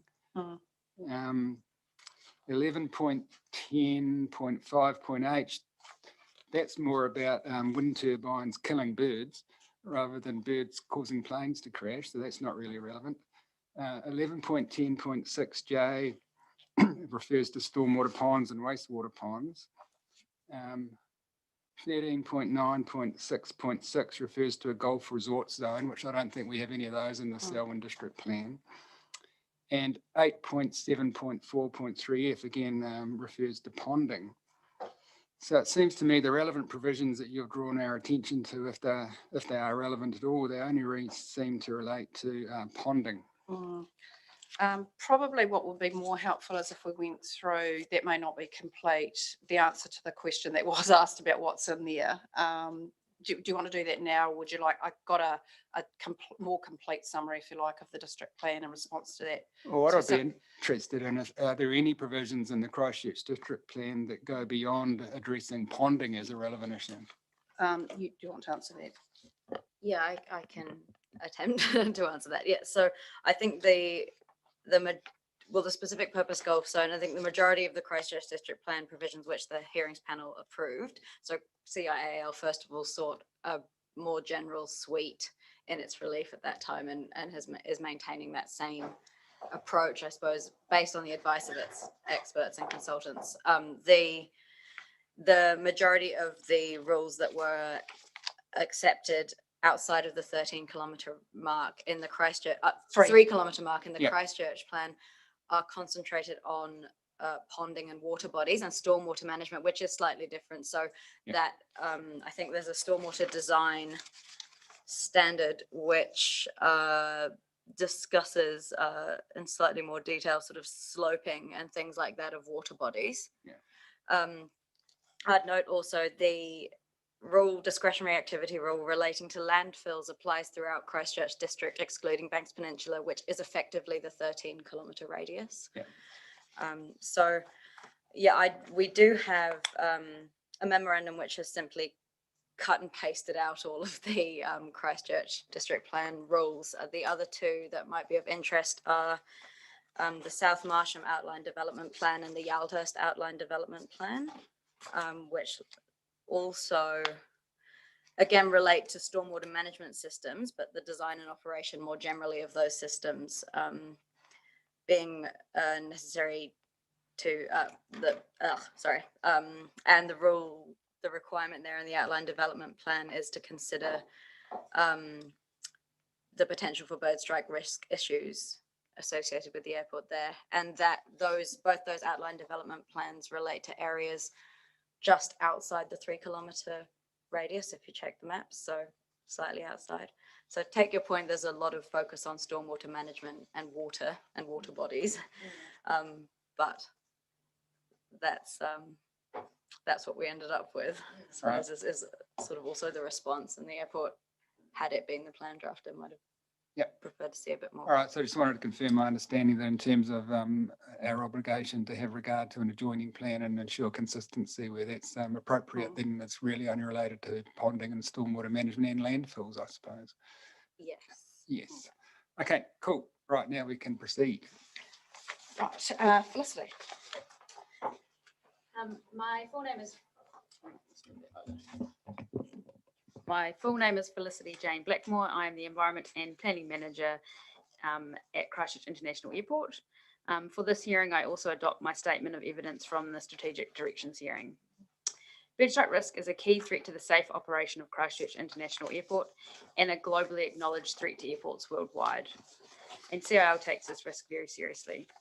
CIL has a consistent approach to this issue in the Christchurch Selwyn plan review process, seeking protections based on Mr. Shaw's risk analysis and recommendation for land use controls at the 3, 8 and 13 kilometre radii. CIL will continue to seek these provisions in future plan change processes. In my experience, despite the fact that the policies and many of the rules in the Christchurch District Plan apply outside of the 3 kilometre radius, council staff and landowners often focus on the 3 kilometre line on the map. Having had the benefit of working with the Christchurch Plan rules for a number of years, I think there is significant value in having the lines on the map as well as the general policies and rules so that plan users and council staff have a clearer sense of the geographical location in which this issue is relevant. And I really do stress that point. I spend a lot of time working with the City Council planning officers in consultation with landowners around understanding where the bird strike risk is of an issue to us and what it really means to us. And it's much more practical if there's a line on a map that really shows the extent of where we're concerned about these issues. CIL has worked hard in the lead up to this hearing to refine the rule drafting that it seeks so that it aligns with our experts' recommendations while imposing as little as burden on landowners as possible. CIL seeks planning rules to assist with managing off-airport bird strike risk to complement the work that CIL does itself both on and off airport. In summary, it is vital that CIL is able to monitor off-airport land use and understands the risk that new or changing land uses might present. It is much more effective if we are involved in these conversations early so that we can work with landowners to manage the risk appropriately. In my experience, this is not an issue that applicants or council staff are familiar with, and provisions in the plan would assist in raising awareness and understanding. CIL does not want to create a burden for landowners and would expect to do the heavy lifting, helping to prepare a risk assessment and management plan for the bird strike risk activities identified within the 8 kilometre radius. Between the 8 and 13 kilometre radii, CIL seek a rule which would regulate landfills, and otherwise CIL will continue to monitor land use changes itself and engage in consenting processes where necessary. And I really do sort of stress that position that the airport's taking around not wanting to burden landowners and trying to be as helpful as possible. And again, in my role, my role going forward when it's not me, is the position of actually we need to be as helpful as we can and work with landowners as much as we can and not try and hinder any development. CIL currently engages with applications for off-airport land use, which may present an increased risk of bird strike at every opportunity, including the Selwyn district. I gave the recent example of Royden's Quarry in my evidence, but in Selwyn, we are currently only made aware of land use changes which go on through publicly notified consenting processes. CIL does not want to unnecessarily constrain landowners and is aware that the management action that it is asking for is done for the benefit of the community and safe airport operations. Because of that, CIL makes resources available to support landowners and to educate and assist councils And again, pretty point noting it, another big part of my role is doing that with the City Council processing planning officers at the moment. The type of management action that we would be hoping to arrange relates to things like allowing, say, our staff or consultants to have access to the site for the purpose of monitoring bird species, allowing SAL to have input into landscaping and water bodies / stormwater design, considering aspects that might attract birds or increase bird populations, and input into waste management processes. I understand that the panel was interested to talk to Mr. Bonis about what might prevent CIL from changing its mind in the future regarding provisions of personnel and resources to assist with bird hazard management plans and risk assessments. From a company perspective, I can say that bird strike will continue to be an ongoing issue for an airport safeguarding perspective, and so CIL will continue to be legally and operationally obliged to engage and proactively manage this issue. There is budget approval annually for this work, and it will not be a matter that CIL simply can change its mind about. It's something, an ongoing issue we just need to manage. To sum up, CIL is committed to managing the risk of bird strike at the airport and seeks planning provisions that will trigger early engagement and collaboration with both council, planning staff and landowners. CIL will continue to do its own work both on and off airport to proactively manage bird strike risk across the region, but also CIL sees district planning documents as a critical component of the management approach because they are the mechanism for this issue to be raised with landowners proactively at the early stages of a plan development when small changes are the least costly and to make before any actual effects are realised. Great, thank you very much. See if we have questions. We enter any questions?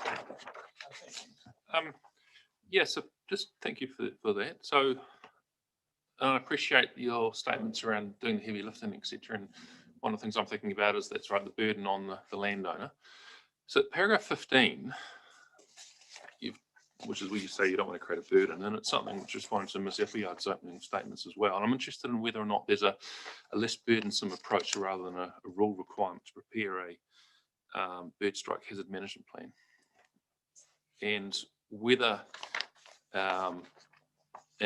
the activities that Mr. Bonis proposed, which I think it is, let's have a look at his evidence, the turf farms, fruit tree farm, cattle, dairy farm, free range poultry, etc. Whether the rule was those are permitted if the applicant can demonstrate that they have approached CIL, and again, this is following on from what Ms. Appleyard said, and that you've had the opportunity to be engaged, get involved, and work directly with them, and that just that evidence needs to be presented to council rather than the presentation of a whole bird hazard management plan. Is that sufficient? I probably have to make sure I understand correctly, but from the airport's perspective, what we are concerned about and what we're trying to get out of this is recognising that changes in land use within our zones have an impact to change how birds behave and potentially increase the risk of a bird flying across a flight path. So what we're seeking is the ability to use a district plan as an instrument to be involved in those land use changes in the RMA framework to put a bit of a placeholder and then say, hang on, have we looked at bird strike risk and how is it going to change the environment? And if it is going to create a change, then what are the mitigation measures that can be put in place? And is it in some cases, and particularly when you look at the actual geographical extent of the bird strike radii in Selwyn district, it's more about having a regulatory framework which enables the airport to be involved, to do monitoring and to engage with the landowner. Sure. So I mean, I'm picking that when you are working with a landowner, they're usually open to discussion and working with you. Or do you have difficult landowners? That's a great question. When we engage early on in the process, it's reasonably amicable and quite easy. What we found in the city example is outside of the 3 kilometre area, we often get involved really late in the process, and it does become hard because there's generally been a lot of stormwater engineering work done, landscaping work done, and the applicants spent money. And when we sort of come in and talk about bird strike risk, it's really hard to make effective changes and actually have meaningful conversations around that risk when there's that sort of overarching burden of how much money is this going to cost the applicant. Sure. And the airport is aware of that as well. Like we don't want to put too much burden on landowners, but this is a really big risk for us. Yeah. No, I appreciate that. So what I'm asking at the moment, there's a rule proposal that if these specified activities are established between 3 and 8 Ks, I think it is, then the applicant has to provide a bird hazard management plan in consultation with the airport company. And if they don't, it's restricted discretionary. And I'm saying, well, what happens? What if they simply said, here's evidence that I have provided or contacted CIL and made them aware of my proposal. Yeah. Here's an agreement that they can monitor my land use activities because I'm giving them the agreement to come and monitor on a biannual or annual basis. And that would that be sufficient? That means you're at the table, you've spoke to them in advance, you've been told about it. It just removes the burden of having to prepare that bird strike management plan and the cost associated with that. Yeah. Yes. I don't know if that's whether we've got scope for that or the legality of that either, but I'm just exploring. I think it's also removing the burden on the council to be involved in the. You need the evidence that they've spoken to the airport and there is something's there, but the council doesn't have the expertise or the obligation to actually review the substance of it. Correct. Is that what you're getting at? Yes, exactly right. Yeah, because we don't want to have councils having to have bird strike experts to review what's being done. So it's more the obligation is to provide the evidence that it's being done rather than have the council having to look at the adequacy of it. Is that the issue you're getting at? That's exactly right. So it removes the burden from the applicant, the landowner, quite clearly. And I appreciate you've said in here and elsewhere that you're willing to do the heavy lifting, but it's just making sure that that continues over time and takes the council out of the discussion. But there is still a hurdle, so to speak, albeit a low hurdle, to ensure that the parties have approached CIL and you have the ability to talk to them and monitor as well. Yeah, we can have a look at the drafting to help with that issue. Understand where you're coming from. Thank you. No further questions. Thank you. There was an interesting discussion that you had with my colleagues. So I look forward to the further drafting you might do. And this is a very useful diagram that was included in somewhere in your material. I can't remember where I got it from. And so I'm particularly interested in the answers to the question that we've proposed to Mr. Bonus in terms of page 36. That's the very last question on that page. How many properties? Yeah. Do you know the answer to that? I've just looked into it. It's sorry, just wait for the question. Yeah. And so, it appears to me there's a tiny sliver of this district within the 8K zone, and hence the question relating to page 36 to help us understand whether this is a significant issue or not. And so, rather than answering that off the hoof now, I just look forward to getting the written response on that. Yeah. Not yet. Not yet. No, that's fine. Okay, but no further questions from me. Thank you. I might just make a comment with the city. We've had to, it sort of seems to be a misunderstanding. I think that the bird strike rules only apply within the 3 kilometres, and that problem we've got an objective and policy that applies where outside the 3, so it applies district wide, and somebody will apply for an activity for whatever reason, and then there's the bird strike objectives and policies become relevant. It's been quite a hard job to get the council officers to understand that.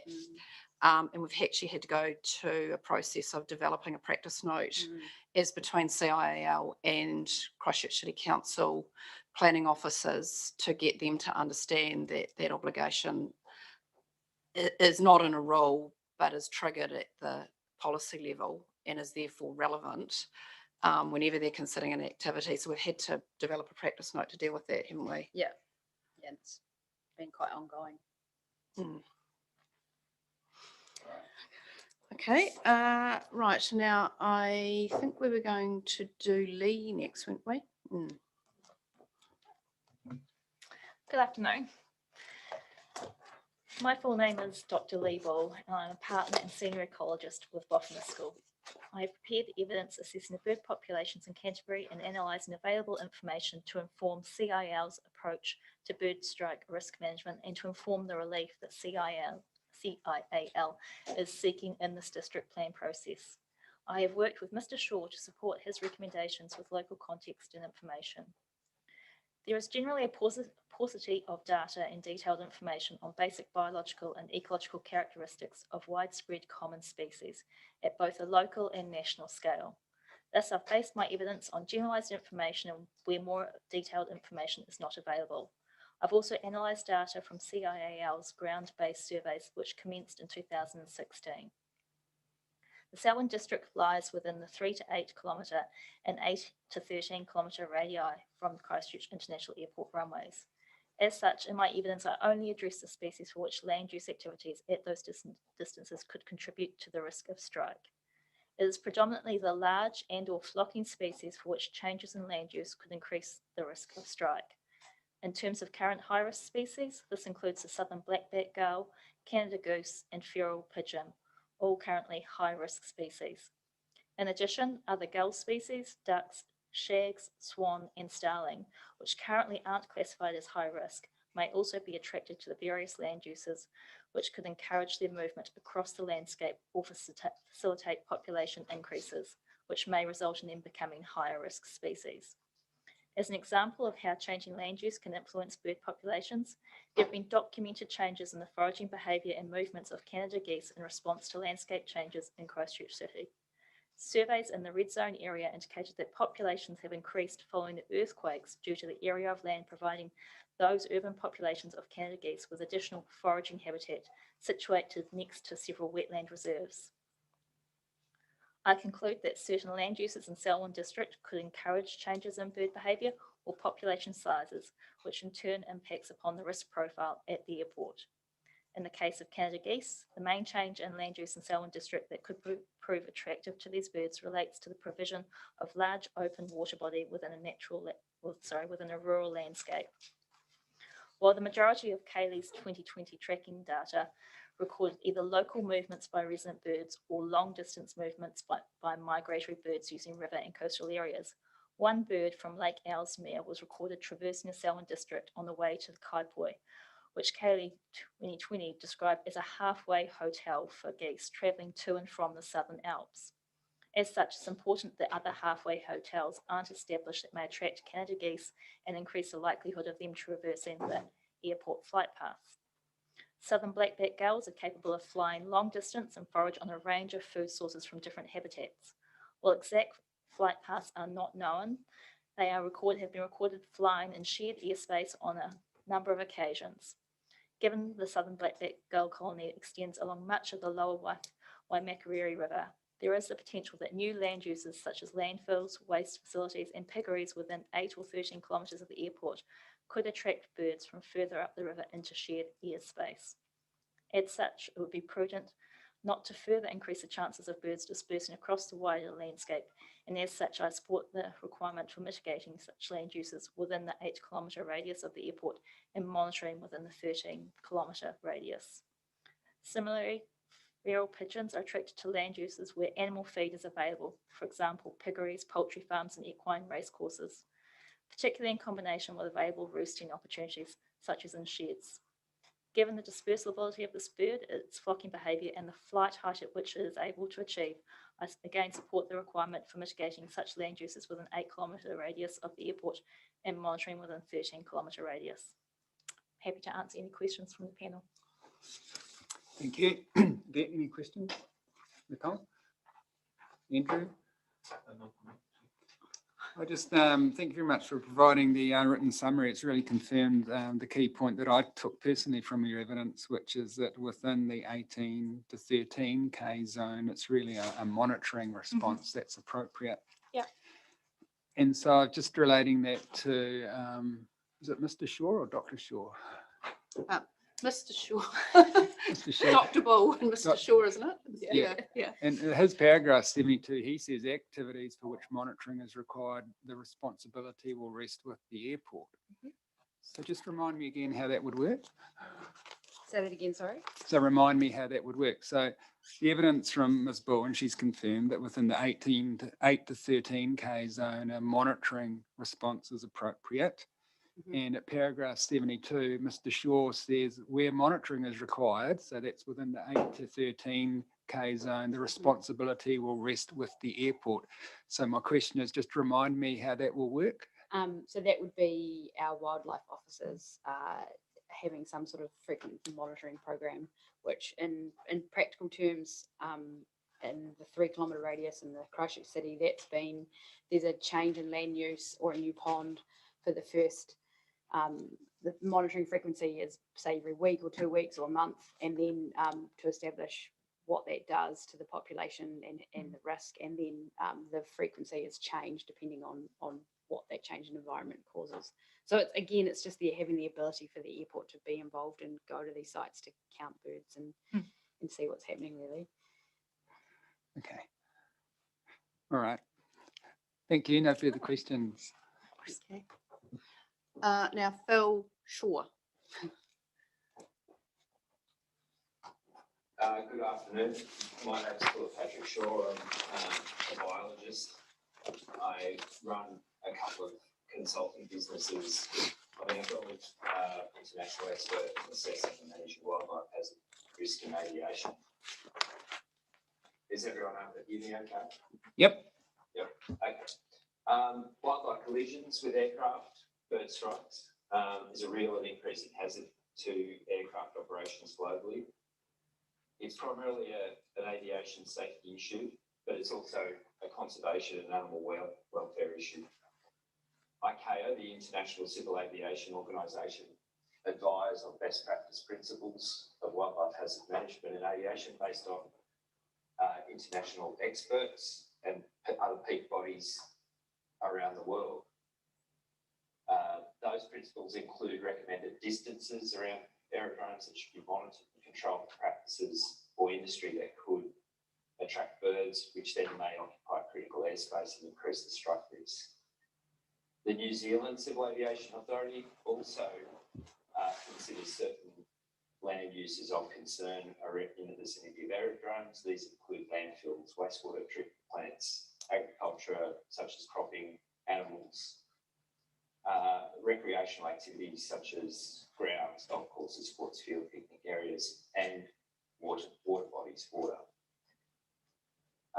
Dr. Bull's evidence provides some local context and information on local bird populations with consideration of potential impact and strike risk. It is clear from the bird strike data supplied by CIAL and the New Zealand CAA that there's a significant risk of bird strike at New Zealand Christchurch Airport. The presence of the Waimak River, agriculture, grasslands, drains, hedgerows, buildings and other habitats, especially water bodies, on and adjacent to the airport provides relatively attractive habitats for birds that critically for Selwyn, the movement of birds through aircraft flight paths. Changes in land use in the district have the potential to increase the existing baseline level of bird strike risk at the airport, which is created by those existing natural features in the existing land use. Given my experience and expertise, it's critical that, in my view, planning schemes afford a safeguard as much as is practicable. It's so that the flying public can be afforded the safeguards they deserve, and we can mitigate and decrease the potential for a high impact severe bird strike incident. It's important to note that the district plan land use can be particularly effective for some species such as geese, gulls, ducks, shag, swans, pigeons and starling. This is because certain land uses can provide either the water and or food and or roosting and or nesting opportunities that allow large populations of flocks to form for those species. Other birds such as harriers can be an issue for bird strike perspective, but the management of that risk is not so closely tied to land use, particularly at the distances that we're talking about with Selwyn district. The implication here is that a key component of the overall risk management approach, it's appropriate for planning rules to limit water, food, roosting and nesting resources that could attract geese, gulls, ducks, shags, swan, pigeon and starlings. Selwyn district is a key player in assisting CIAL to mitigate bird strike risk. The district doesn't fall within the 3 kilometre buffer. So the requirement for safeguarding is less stringent than if Christchurch Airport was located directly within the district. This is a great opportunity with the plan review to embed safeguarding policy into regulation. I suggest planning provisions could be used to assess proposals for new or revised land uses within 3, 8 and 13 kilometres of an airport, but note that with Selwyn, the 3 kilometre zone is not applicable. This planning approach aligns with international benchmarks set by ICAO and other aviation regulators. It provides proactive management for the land uses that present a risk of attracting wildlife and triggers based on the distance from the airport, and provides an opportunity for adopting measures to mitigate that risk. I've provided a table in my evidence which indicates the types of management approach necessary for each bird strike activity, risk activity within 3, 8 and 13 kilometres. And so for activities for which mitigation is required in the table, CIL should be notified the proponent should prepare a management plan. You'll note that in my evidence I've supplied a template management plan so that it would be simple for a proponent to have that prepared. They would be consistent with the efficient operation of an activity and potentially have the shared benefit of removing pest species from the activity and reducing any prospective increase in bird strike risk. The general approach is to develop a bespoke plan that limits food, water and shelter available for birds. The aim is to make the activity unattractive to birds by not providing suitable habitat and food. It may require also some level of dispersal and or culling of certain species should the plan, in order to meet the established population thresholds that would be listed in the plan. Thank you. Open to questions. Thank you. Andrew, we'll start at your end of the table. Thank you for your evidence, Mr.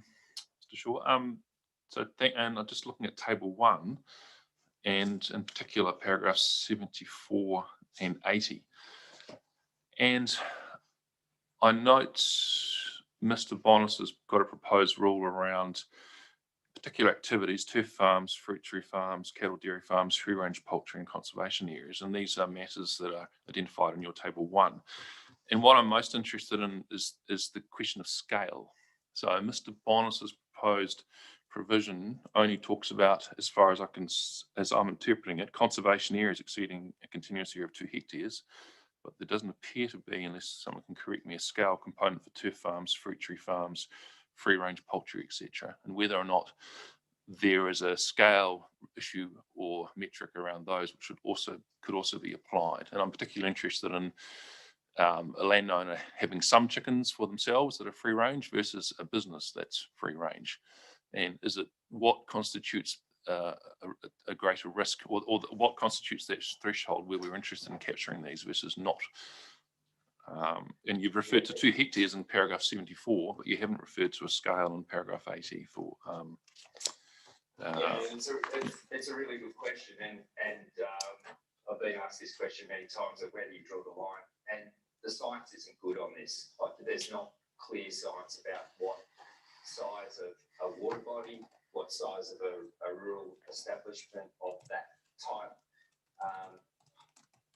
attracts X number of birds or what have you.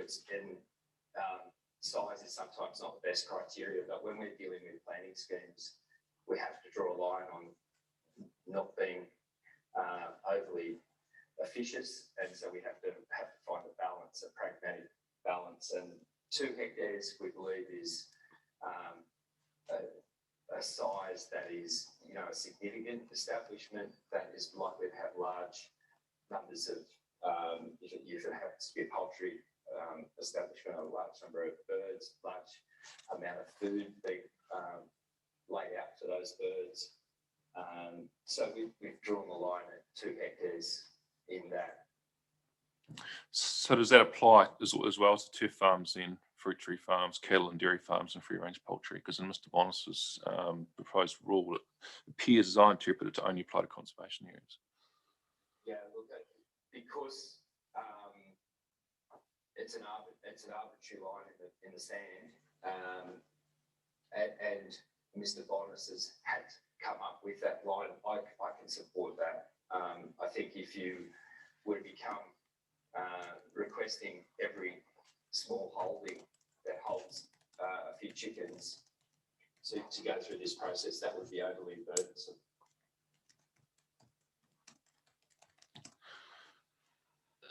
Thank you for that. Appreciate that.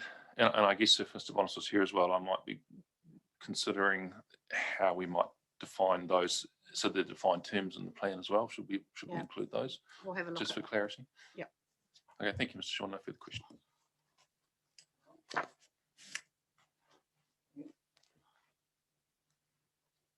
Staying on table one, I was interested to see forestry as being low. With roosting areas is a high priority, and yeah, so I appreciate that. And we're still working through the science there in terms of the arbitrary deciding how that would be defined. What's your view? Because I can understand piggery, I can understand abattoirs. You know, forestry? You might want to explain what you think forestry means. Does it mean growing the trees or chopping them down? Yeah.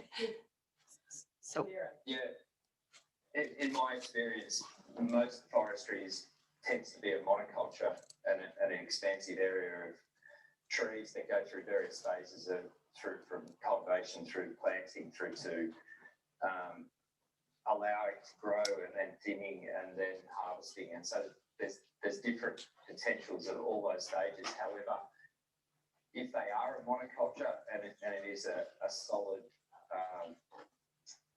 homogeneous, relatively homogeneous landscape, it tends not to have the diversity of habitats that support large numbers of the bird species that we're mostly concerned about. There might be plenty of finches and smaller passerines that might use those to perch and roost in.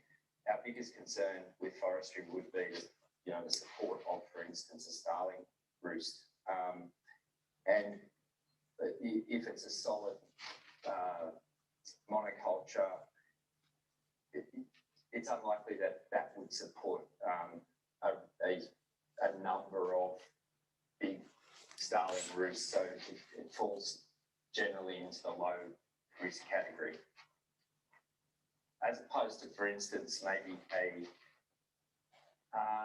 hedgerow where it's a strip of trees. It's a habitat edge with a diverse habitat next to it in all directions. It's, in my experience, more likely to support a roosting population of starling or something similar. Sure, thank you. It seems to me that the bird hazard management plan template that you prepared would be quite onerous and very difficult for a layperson to actually do, which is probably why the airports offered in their evidence to us that they would take the responsibility for producing these documents. Have any of these documents, has this template actually been implemented anywhere in New Zealand? Are there any bird hazard management plans that have been produced to date?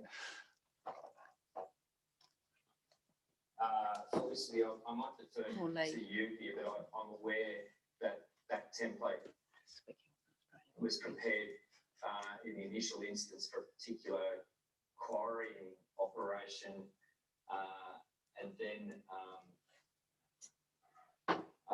let me remind myself of the name of the property.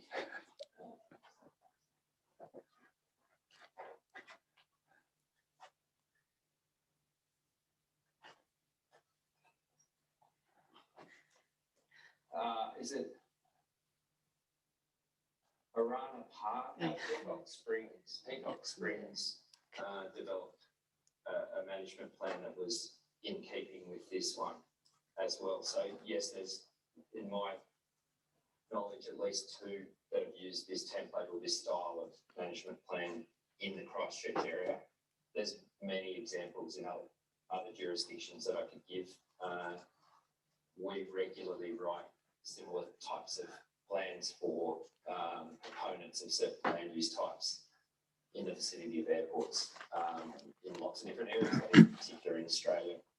So when you're involved in that process, do you work with a developer prior to them seeking consent for an activity to make sure that their activity incorporates some of the mitigation options that you list in your 3.1 of the template?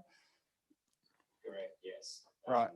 And another relevant New Zealand experience is Dunedin, where they have put forward the proposal to develop a landfill within around, I believe it's 4 to 6 kilometres from the airport. Yeah. We've been involved in helping to develop a management plan that will satisfy the requirements of a risk-based approach to that development. Yeah. So the idea is in that circumstance, the putrescible waste will be taken out of the waste stream and carefully managed. So it's no longer a putrescible waste landfill, but it still needs to be mitigated. And there's a detailed plan that's been prepared for that. So would I be correct in my understanding then that to be of any use, the bird strike hazard management plan would need to be developed early on in the proposal and then used to help shape the proposal, and that it would be of limited utility to try and tack it on to an already developed proposal?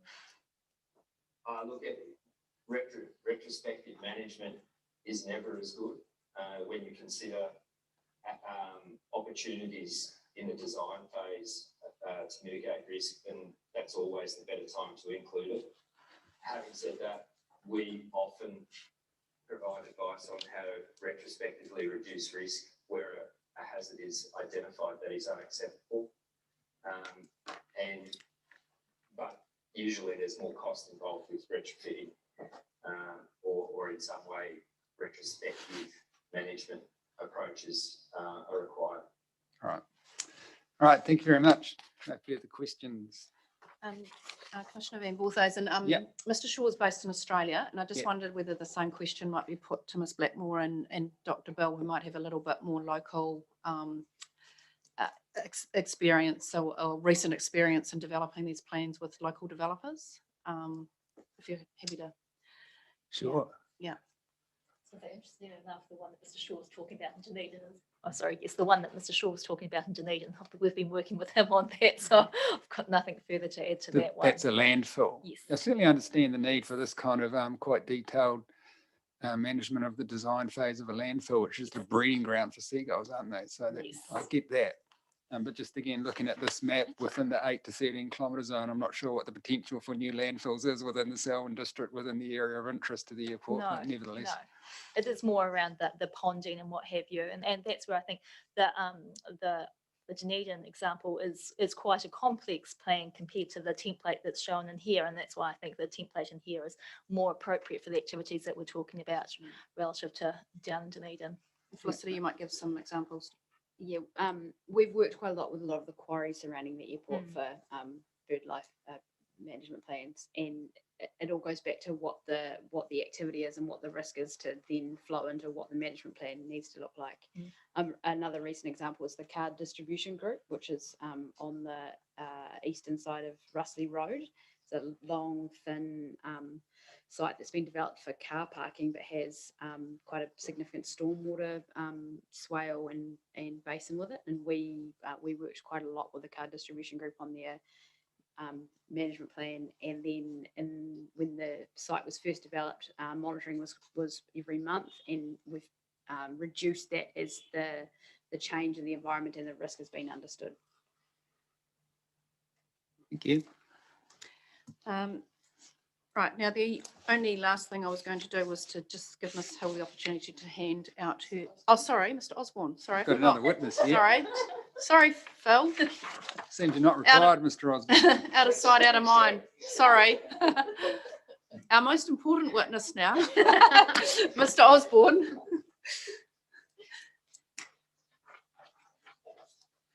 Good afternoon, all. Afternoon. Hope you can hear me all right. Yes, very good. Excellent. My name is Philip Osborne. I'm an economic consultant for the company Property Economics. I've outlined my qualifications and experience in my evidence in chief of the 3rd of September 2021. The efficient operation of Christchurch International Airport is both regionally and nationally critical to economic well-being for these communities. Point 4, I think you've all seen before in the strategic directions, it just shows that the regional contribution from Christchurch Airport is around $3 billion a year. Growth has been substantial over the last 9 years, and the airport itself creates around 28,000 jobs regionally. Point 5, the ability for Christchurch International Airport to operate efficiently and competitively with surrounding activities is crucial to this contribution. It is therefore important that management of conflicting activities is dealt with to maximise the strategic asset and sustain and develop the overall net impacts upon the region's economic well-being. Based on the evidence of Mr. Shaw, there is clearly an identifiable risk associated with bird strike to CIA, its operations, and by inference, the economic value it contributes to the region. This risk is considered to be material, with subsequent damage levels incurred to be significantly above the internationally identified baseline. An estimation of the average cost per bird strike in 2020 New Zealand dollars equates to around $95,000 per strike. This represents the direct cost to airlines and airports associated with these strikes, but not the impact on the total cost to operation, including the risk that these strikes could preclude the patronage of some airports as they propose too big a financial and accident risk. The costs associated with these strikes do not end with the airlines or airports. Delays and cancellations impact upon the ability for an economy to operate effectively and efficiently. Given the highly competitive nature of airports as facilitators of business, any perceived or real impact on the ability for CIA to meet schedules will ultimately impact upon the competitiveness of Canterbury as a business location. The economic losses incurred through these events have the potential to be amplified throughout the economy by the interruption of good deliveries and the certainties required in a competitive market for logistic chains. For the regional and South Island economies, this could run into millions of dollars annually. The regulation of other land uses with the potential to impact upon the risk of bird strike can represent a cost to surrounding activities. In economic terms, the extent of regulation would need to be relative to the extent of risk. If provisions seek to highlight the issue in policy terms and otherwise align with existing regulation, that is, bird strikes become another matter for existing regulation, then such represents little individual additional economic cost and is likely outweighed by wider economic benefit. When considering CIAL's submission and the affected land uses, there are several factors that are likely to mitigate the potential economic impacts of the proposed regulations, including the extent of the sites impacted, the identification of specific land use activities, the propensity for these activities to occur on these sites, existing consenting conditions, the potential for CIAL to assist with consent compliance, and from a community perspective, the ability for these activities to be located elsewhere. While the economic costs associated with individual bird strikes are material, there is a further economic risk for the efficient operation of CIA to the wider regional economy. In an extremely competitive environment, delays and additional costs have the very real potential of affecting CIA's competitiveness.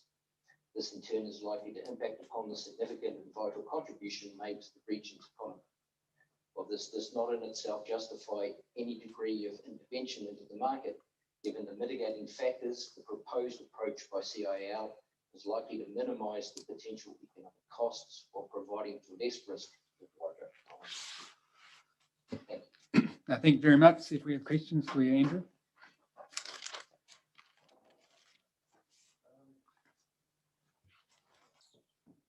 Thank you, Mr. Osborne. I'm interested in paragraph 37, and it may or may not be a question you can answer, and potentially it's Dr. Bull or Ms. Blackmore or Mr. Shaw. Just that you talked about the potential impact on the productivity of land, the proposed management processes do not preclude activities, but simply that certain conditions do not eventuate. And I guess I'm just interested in what is the level of burden around proposed activities? Is it simply, again, it may not be a question for yourself, but I'm interested in how you've accounted for it in your assessment of costs. Is it loss of productivity, or is it simply management of bird movements or some other? I'm interested to know what is the burden on a landowner of dealing with bird issues, or if they're doing a turf farm or poultry or those other activities that the CIL wishes to regulate, and how have you costed that? Essentially, I mean, it's been difficult, obviously, to quantify that cost in relation to a number of factors that are not 100% clear at the moment, including how much input CIL will have into that consenting process and the management process itself. What I've essentially looked at is other conditions, and how they may impact upon efficient operations and whether they continue to run efficiently or not. And in terms of, rather than specific sites, looking at just the mitigating factors that actually are likely to reduce those costs. It's really around that mitigation rather than whether specific sites are going to remain productive or going to continue on with these activities given these regulations. Yeah, I appreciate it's difficult. It's a difficult calculation. Can I attempt to help with that one? Sure. Is that all right? Yes, please. It's going to be variable for variable types of activities. It would be very difficult to mitigate a turf farm. My understanding, though, the amount of irrigation required, the likelihood of a turf farm being a viable option in Selwyn within the 8 kilometre zone is low. Correct me if I'm wrong. But let's say a free range poultry farm, the way in which the farmer distributes feeding or food for their poultry, it could be very easily modified to minimise the access of that food to other birds beside, and that would just be cut down to a design feature in the feeding, the approach to feeding. The same with a pig farm. It's all about how attractive the food is in those circumstances, and just designing ways in which to feed pigs such that birds can't access that food is all that is really required. And it is possible to design those feeding troughs in a way that birds aren't attracted. That's an example, real life example of a couple of different activity types. No, thank you. That's useful to have those examples. Sorry, I missed that. I said, thank you. It's useful to have those examples. Appreciate that. Thank you. Okay. Yeah. And no questions from me, Mr. Osmond, but I do note your paragraph 26, and thank you for making the point that outside of the 8K radius from the airport, you advise us that the only potential activity requiring regulation is a landfill. So thank you for making that crystal clear. Okay. Now, the final task we were going to do was just have Ms. Hill present her memorandum she's prepared of the provisions in the district plan, and just run you through those. And it may well be that this might prompt any more specific questions of Mr. Bonas. She was actually actively involved in the hearings at the time. So, yeah, I think so. The copy that was printed is a slightly earlier version. So there's definitely no. Okay, so which is fine. This is just a cut and paste essentially of the Christchurch provisions, but all in one place because it's not very easy to locate them all.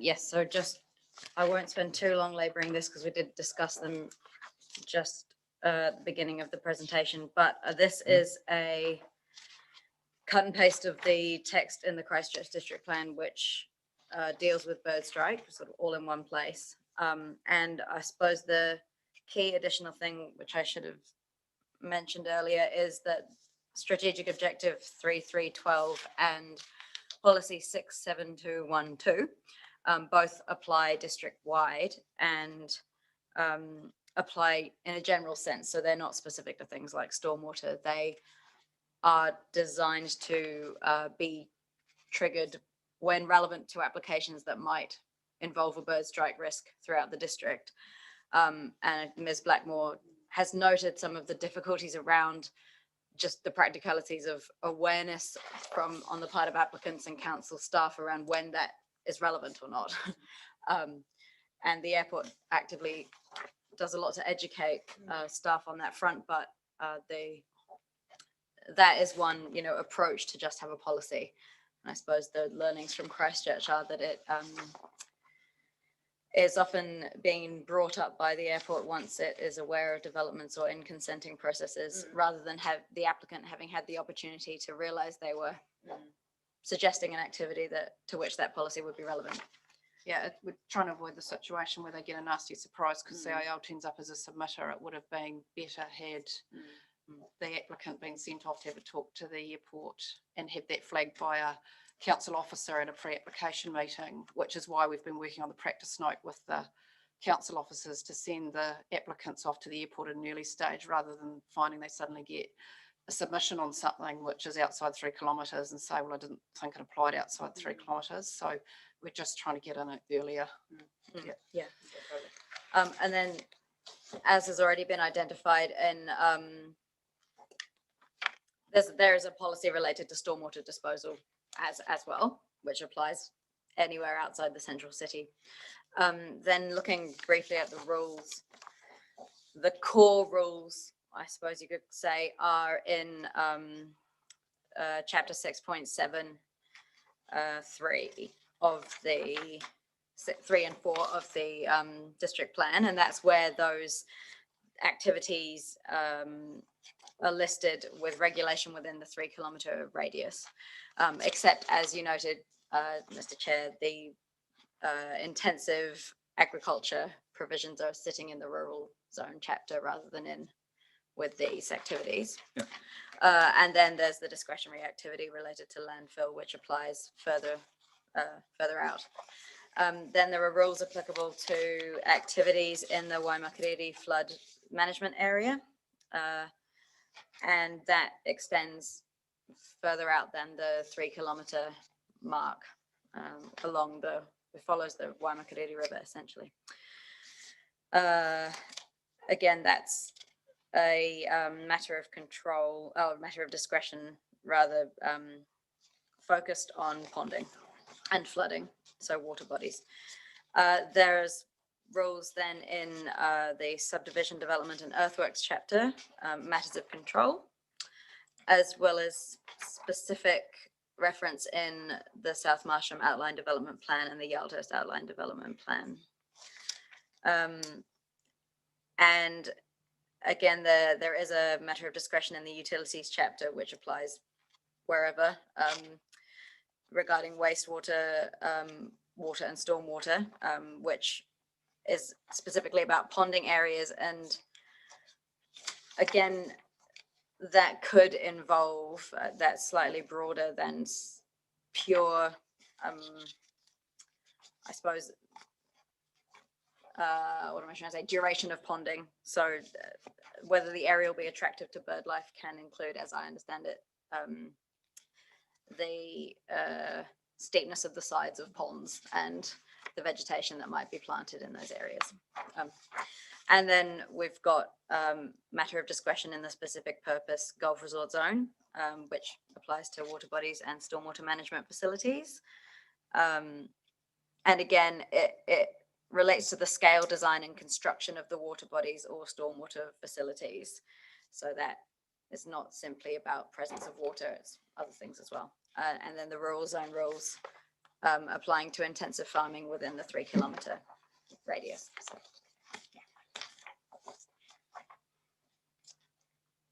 Finished? So hopefully we've done Mr. Bonis's job from. I know, not quite. We look forward to his written answer. Yeah, definitely, particularly the last question on that page, just to help us give context. Right, thanks very much for that, and we look forward to hearing from our officers in reply. Particularly, I'm interested in the issue of landfills. I don't know how relevant that is, looking at the map that's been provided, but nevertheless, if we could have your advice on that. And also just whether or not additional matters of discretion are appropriate within this tiny sliver of land within the 8 kilometre zone. Again, maybe placing that in context and how likely the activities of concern that have been identified by the witnesses and are set out in Mr. Bonus's evidence, just whether or not they are actually likely to occur in that little sliver of land or not, or whether the existing land use would preclude that in terms of lot size, etc. So maybe just give that a little bit of context and then give us some advice on where you land on all of that would be helpful. Thank you very much.